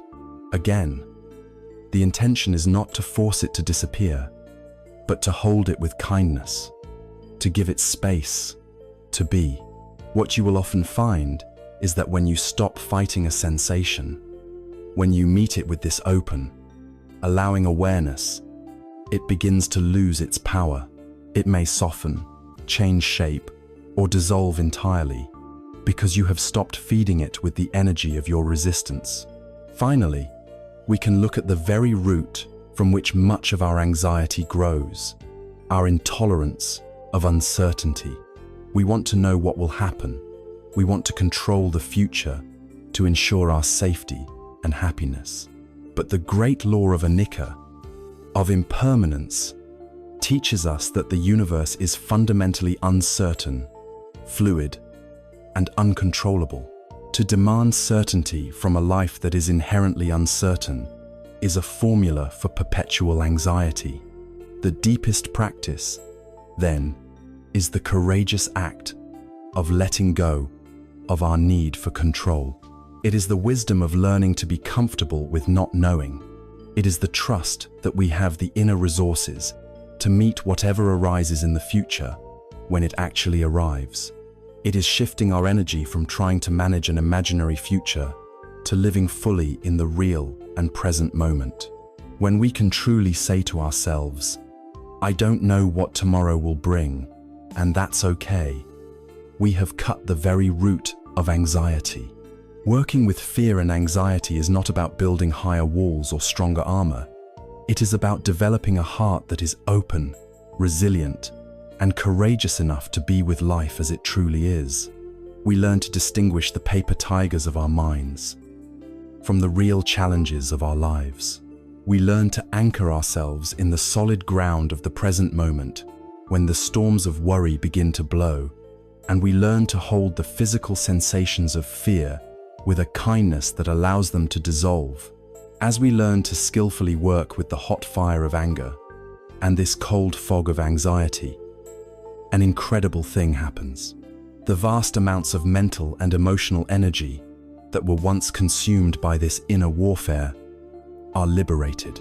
This newfound space in the mind allows for more wholesome, beautiful, and joyful states to arise naturally. The path of awakening is not just about moving away from suffering. It is also about moving towards a deep, authentic, and sustainable happiness. This brings us to the joyful exploration of the wholesome states known as piti and sukha. For so much of our journey together, we have focused on the difficult territories of the heart and mind. We have learned to sit with our dissatisfaction, to investigate the roots of our craving, to skillfully work with the fire of anger and the fog of anxiety. This is essential work, the work of clearing the ground and pulling the weeds. But it is crucial to remember that this path is not solely about moving away from suffering. It is also, and just as importantly, about moving towards a genuine, lasting, and authentic happiness. The aim is not simply to achieve an absence of pain, but to cultivate a profound and unshakable well-being. The wisdom of this path shows us that there are two distinct kinds of happiness, and understanding the difference between them is the key to ending our restless search for contentment. To understand these two kinds of happiness, imagine you are lost at sea, dying of thirst. All around you, as far as the eye can see, is an endless expanse of water. In your desperation, you cup your hands and drink deeply from the ocean. For a fleeting moment, the coolness of the water provides a sensation of relief, but this relief is a mirage. The salt water you have just consumed will, in a very short time, make you even more desperately thirsty than before. This is worldly happiness. It is the happiness that depends on external things and sensory pleasures. Getting a promotion, buying a new car, receiving a compliment, eating a delicious maltese are all like drinking salt water. They provide a temporary, fleeting pleasure, but they do not quench the deep, underlying thirst of the heart. In fact, they often increase our craving, our tanha, leaving us thirstier than we were before. We spend our lives drinking from this ocean of conditional happiness, wondering why we are never truly satisfied. Now, imagine that on your small raft, you discover something miraculous. You find a small hidden spring of pure, fresh water, bubbling up from a deep, unseen source right there in the middle of the ocean. This water is cool, clean, and endlessly replenishing. When you drink from this spring, your thirst is truly quenched. This is the second kind of happiness. It is an inner happiness, a well-being that arises not from getting something from the outside world, but from the qualities of a calm, purified, and concentrated mind. This is the happiness the path of awakening seeks to cultivate. It is a happiness that is reliable, sustainable, and portable because its source is within you. The more you drink from this inner spring, the less interest you have in the salt water of the world, because you have found a source of true nourishment. The names for this inner happiness, which arises as a natural fruit of meditation, are piti and sukha. Piti is the first taste of this freshwater spring. It is often translated as joy, rapture, or zest. It is a more energetic and exhilarating form of happiness that often arises when the mind begins to settle and the 5 hindrances have subsided. When the mind is finally free from the grip of desire, ill will, restlessness, dullness, and doubt, it experiences a natural and buoyant joy. It is the mind celebrating its own newfound freedom. Piti can manifest in a variety of ways, both physical and mental. It can be a subtle feeling of lightness in the body, as if you could float. It can be a series of goosebumps or shivers that run up the spine. It can feel like gentle waves of pleasure washing over the body, or even a thrilling, powerful current of bliss. It can be a profound sense of emotional delight and wonder. This is not a state that we try to create. To chase after piti would be just another form of craving, another way of stirring up the water. Rather, piti arises on its own when we have diligently and patiently created the right conditions. It is the natural response of a mind that is relieved from its usual burdens. If you imagine our normal, agitated mind is like being locked in a noisy, crowded, stressful room, piti is the exhilarating joy you feel when you finally step outside into a beautiful, quiet, sunlit garden. As our concentration deepens and our practice matures, the energetic and exciting quality of piti often gives way to a calmer, more profound, and more satisfying state. This is sukha. Sukha is translated as happiness, bliss, or deep well-being. If piti is the exhilarating joy of discovering the oasis in the desert, Sukha is the deep, peaceful contentment of drinking the cool water and resting in the shade of the palm trees. Piti has an element of excitement to it, which can be slightly agitating. Sukha is perfectly calm.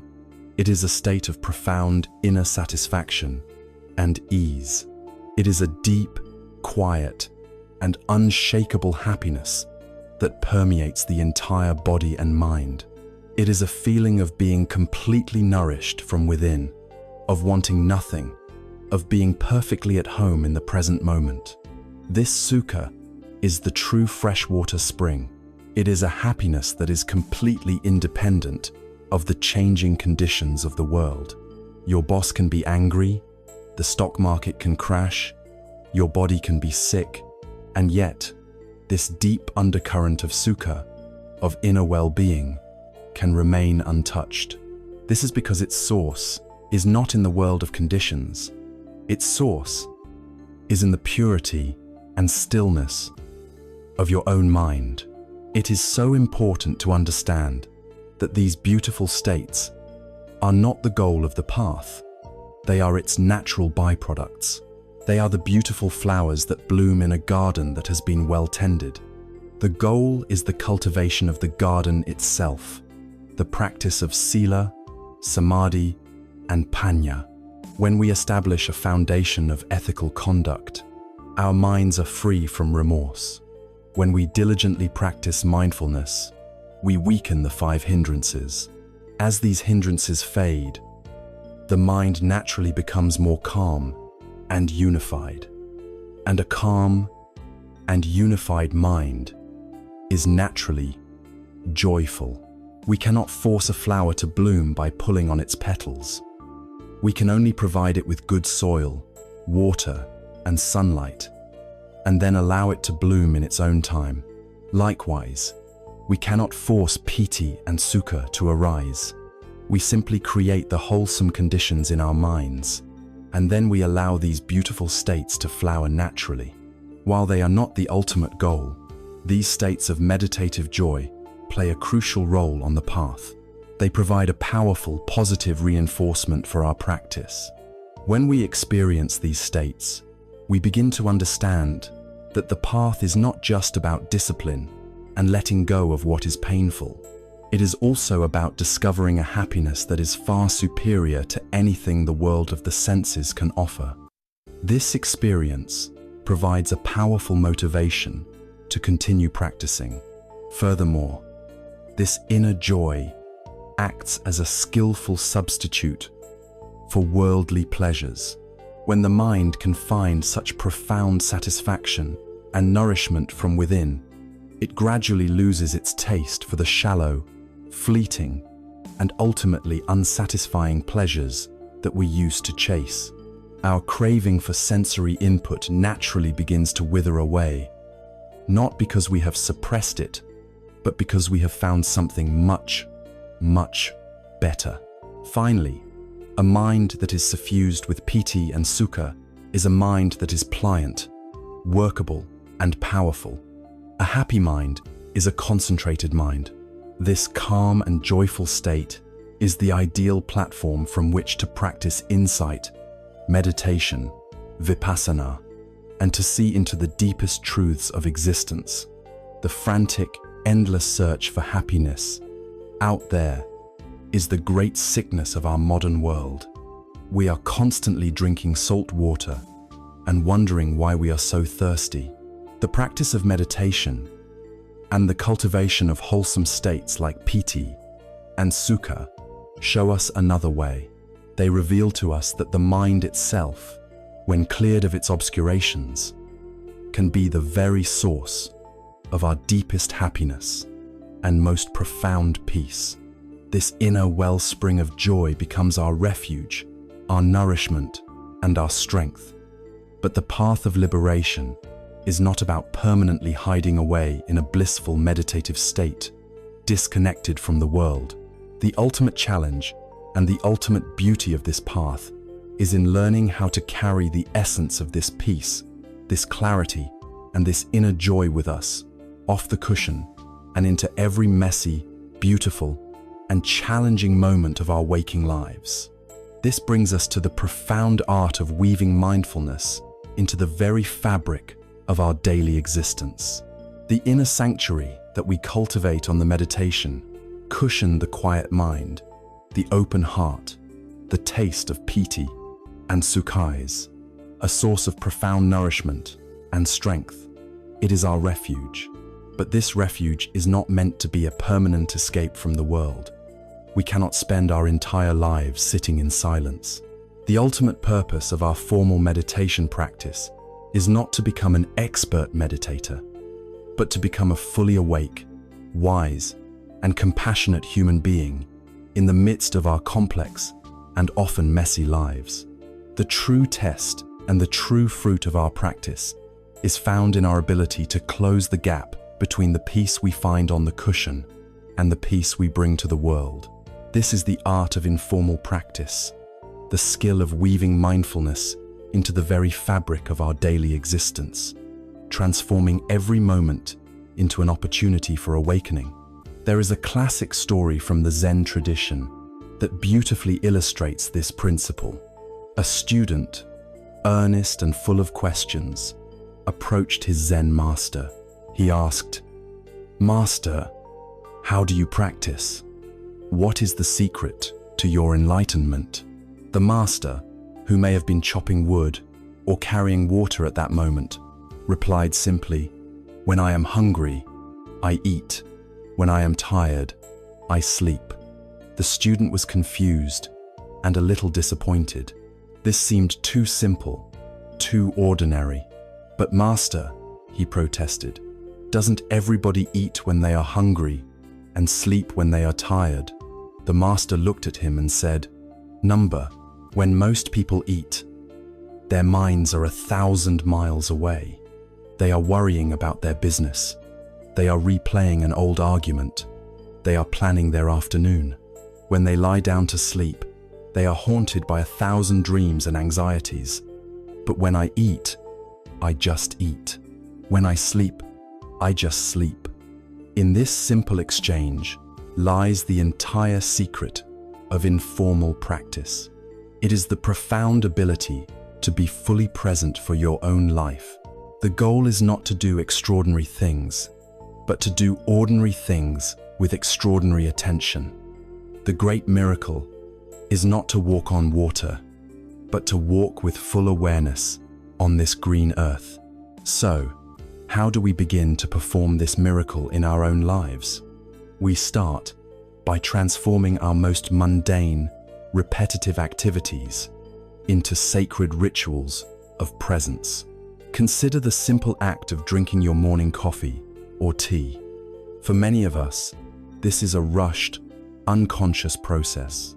We gulp it down while checking emails, reading the news, and already worrying about the day ahead. A mindful approach would be to transform this into a 2-minute meditation. As you hold the warm mug in your hands, take a moment to actually feel its warmth and solidity. Notice the steam rising, carrying the aroma. Before you take the first sip, take a moment to smell the rich fragrance. Then, as you take the first sip, do so slowly. Notice the warmth and the taste as it fills your mouth. For just a few sips, do nothing else. Just be fully present with the simple, pleasant experience of drinking. In these few moments, you have stepped off the treadmill of anxious doing and have rested in the peaceful reality of being. Consider the act of washing the dishes. For many, this is a dreaded chore, something to be rushed through with resentment so we can get onto something more pleasant, like watching television. This resistance creates tension and unhappiness. The mindful approach, as taught by Thich Nhat Hanh, is to wash the dishes. To wash the dishes.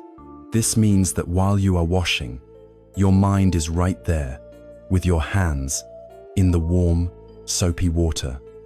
Feel the solid reality of the plate in your hands. Feel the texture of the sponge. Hear the sound of the water and the clinking of the porcelain. Notice the rhythmic, repetitive motion of your hands. You are not trying to get to the future moment when the dishes are done. You are fully inhabiting the present moment of washing. When you can bring this quality of attention to a hated chore, you discover that peace can be found anywhere. The same practice can be applied to folding laundry, sweeping the floor, or taking out the trash. Every chore becomes an opportunity to come home to yourself. Our daily commute is another golden opportunity for practice. Whether we are walking, driving, or taking public transport, we often treat this time as a stressful, in-between period, a void to be filled with podcasts, music, or anxious thoughts about our destination. To practice mindfulness here, if you are walking, you can bring your attention to the physical sensations of your feet, making contact with the ground, the rhythm, the pressure, the feeling of the earth supporting you. If you are driving, you can use a red light, not as a source of frustration, but as a bell of mindfulness. When the light turns red, instead of tensing up, take it as a signal to take one conscious breath, to relax your grip on the steering wheel, and to soften your shoulders. You can notice the other drivers, not as obstacles in your way, but as fellow human beings, each with their own destination, their own hopes, and their own worries. You are transforming a moment of stress into a moment of peace. Perhaps the most profound informal practice is that of mindful listening. As we have seen, right speech is not just about what we say, but also about how we listen. When you are in conversation with someone, your partner, your child, a colleague, the practice is to offer them the rare and precious gift of your full presence. This means putting down your phone, turning away from your screen, and listening with the intention to understand, not merely to reply. When you notice your mind drifting, formulating your rebuttal or your next story, gently guide it back to the sound of the other person's voice, to the look in their eyes. This act of mindful listening is one of the most powerful forms of metta and karuna in action. It communicates to another person more powerfully than any words. You matter. I am here with you. To help us remember to practice throughout our busy days, we can learn to use the world around us as a teacher. We can use everyday occurrences as bells of mindfulness, calling us back to the present moment. The ringing of your telephone can be such a bell. Instead of grabbing it immediately, you can let the first ring be a reminder to take one conscious breath.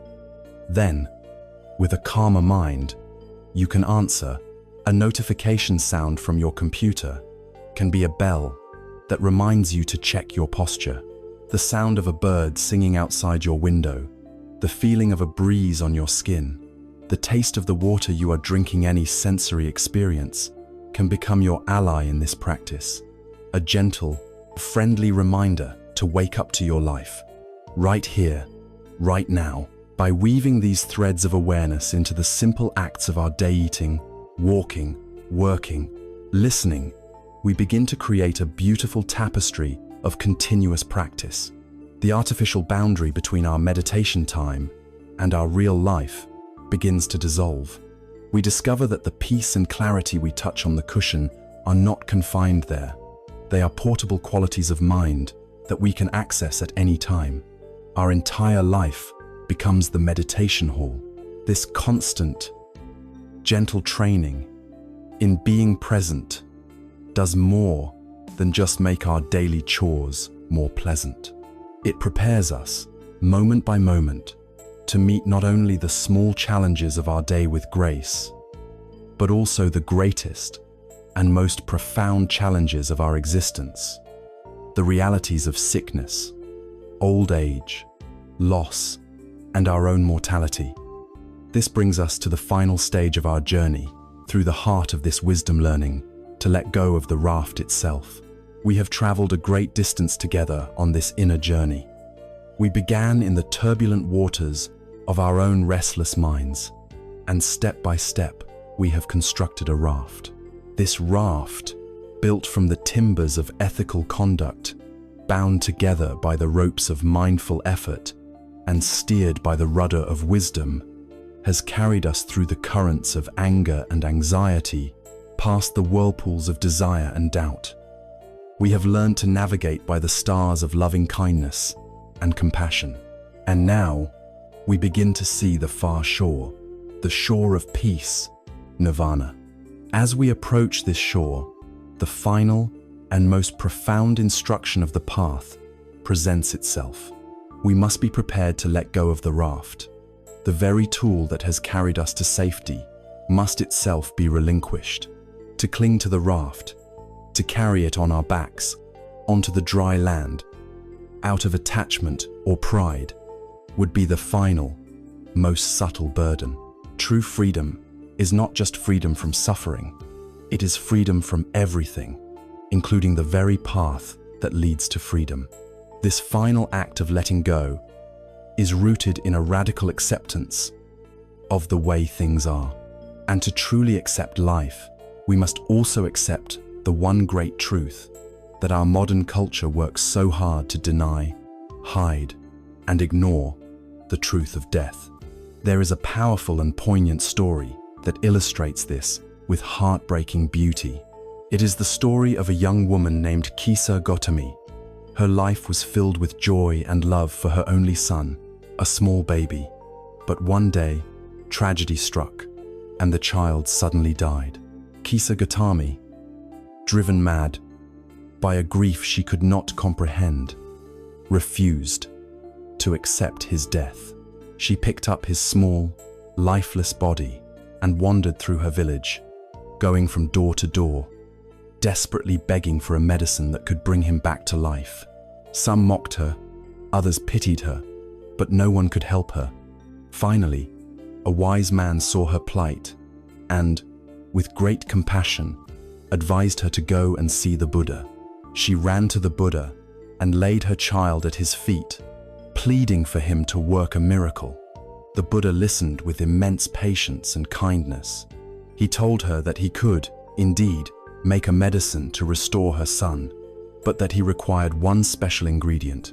He needed a single mustard seed, brought from a house in the village where no one had ever died. Filled with a surge of frantic hope, Kisa Gotami began her quest. She went to the first house, and the kind woman there immediately offered her a handful of mustard seeds. But when Kisa Gotami asked, "Has anyone in this house ever known death?" the woman's face fell. "Dear woman," she said, "do not remind me of my deepest sorrow. I lost my beloved husband just last year." Kisa Gotami went to the next house, and the next, and the next. The story was the same at every door. Everyone was willing to give her a mustard seed, but every single family had been touched by death. One had lost a parent, another a sister, another a child. They told her, "The living are few, but the dead are many." As she went from house to house, hearing these stories of shared sorrow, a profound transformation began to occur within her. The fierce, isolating fire of her personal grief began to cool. She started to see that her pain was not unique. Her loss was not a singular punishment. It was a part of the universal, inescapable fabric of human life. Death was not an enemy that had attacked her family. It was a natural law of existence. With this dawning wisdom, she no longer needed the mustard seed. She carried her son's body to the charnel ground and returned to the Buddha, not with a magical ingredient, but with a heart that had finally, painfully, accepted the truth. Her frantic clinging had been replaced by a sober, profound understanding of anicca, impermanence, and dukkha, the universal reality of suffering and loss. Kisa Gotami's journey is our journey. We all, in our own ways, are searching for a mustard seed from a house where there is no loss, no change, no death. We want a life free from impermanence. But such a house does not exist. The practice of Maranasati, or mindfulness of death, is the practice of consciously and wisely visiting those houses in our own minds before we are forced to by tragedy. This is not a morbid or pessimistic practice. It is, in fact, one of the most life-affirming practices we can undertake. When we keep the reality of our own death present in our awareness, it acts as a great and powerful clarifier. The trivial concerns, the petty grievances, the endless chase for more status or more possessions, all of these things are revealed for the empty distractions they are in the face of our mortality. The awareness of death forces us to ask the most important question: given that my time is short and uncertain, what truly matters? It inspires us to live with integrity, to love fully, and to not waste our precious moments on anger or regret. It also fuels our practice with a gentle urgency. We stop putting our inner work off until later, because we understand that later may never come.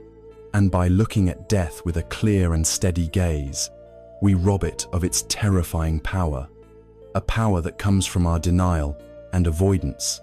We begin to see it not as a horrifying failure, but as a natural and necessary part of life's great cycle, as natural as a leaf falling from a tree in autumn. As we cultivate this deep acceptance of the truth of life and death, we begin to experience the taste of true freedom, or vimutti. This liberation is not a single, grand, explosive event.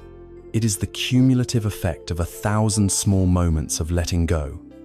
It is the moment-to-moment freedom from the tyranny of our own reactive minds. It does not mean that anger will never arise again, but it means that when it does, we no longer feel compelled to grasp it like a hot coal. It does not mean that fear will never visit us, but it means that it no longer has the power to paralyze us.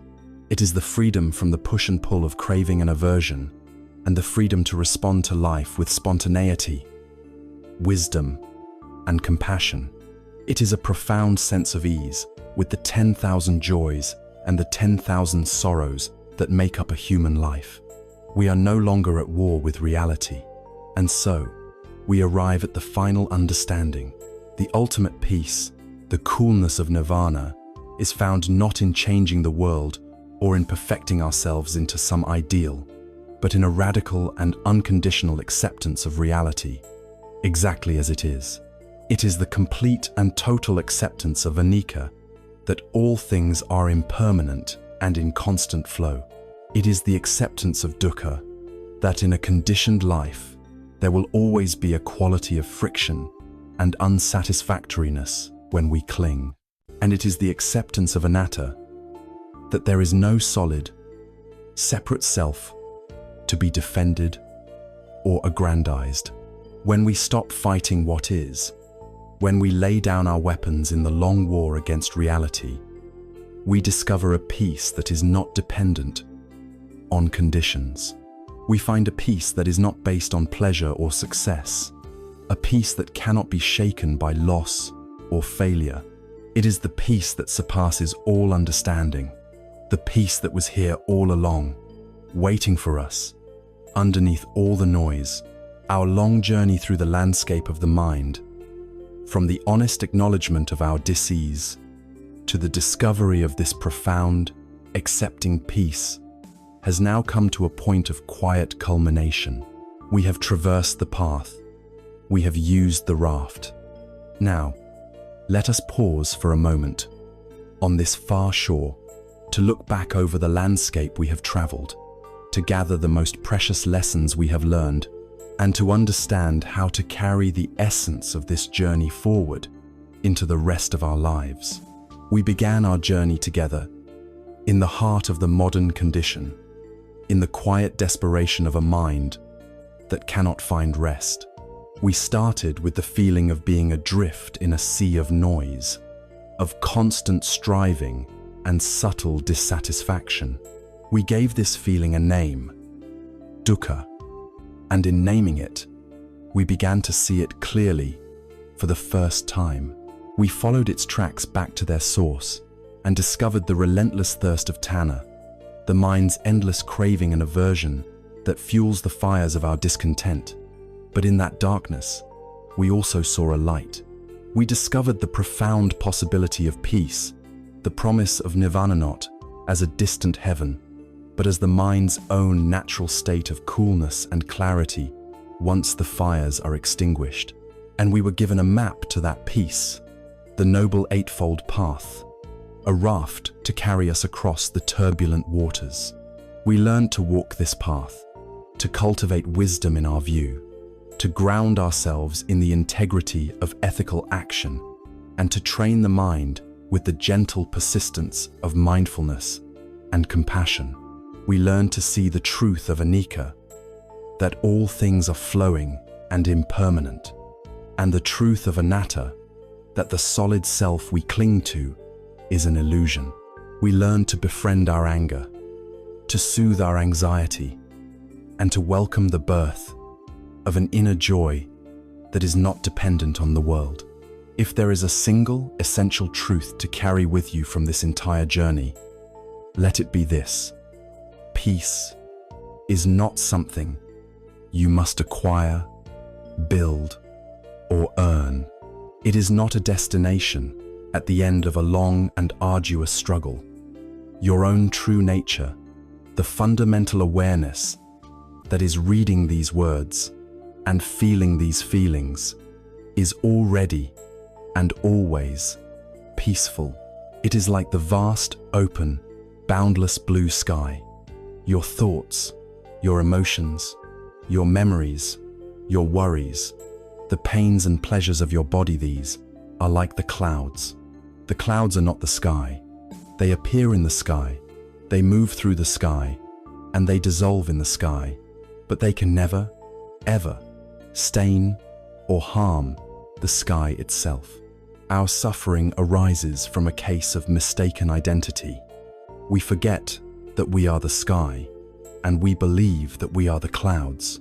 We cling to the fluffy white clouds of happiness, and we desperately fight against the dark, stormy clouds of sorrow. But the practice of mindfulness teaches us how to shift our identification. It teaches us how to rest as the sky, and to allow all the clouds of our experience, the beautiful, the terrible, the joyful, the painful, to simply pass through, without resistance, without clinging. Peace is not the absence of clouds. Peace is abiding as the sky. This journey, therefore, does not end here.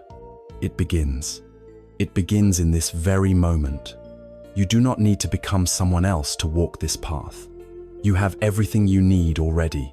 You have your breath, a constant, faithful anchor to the present moment, a refuge you can return to at any time.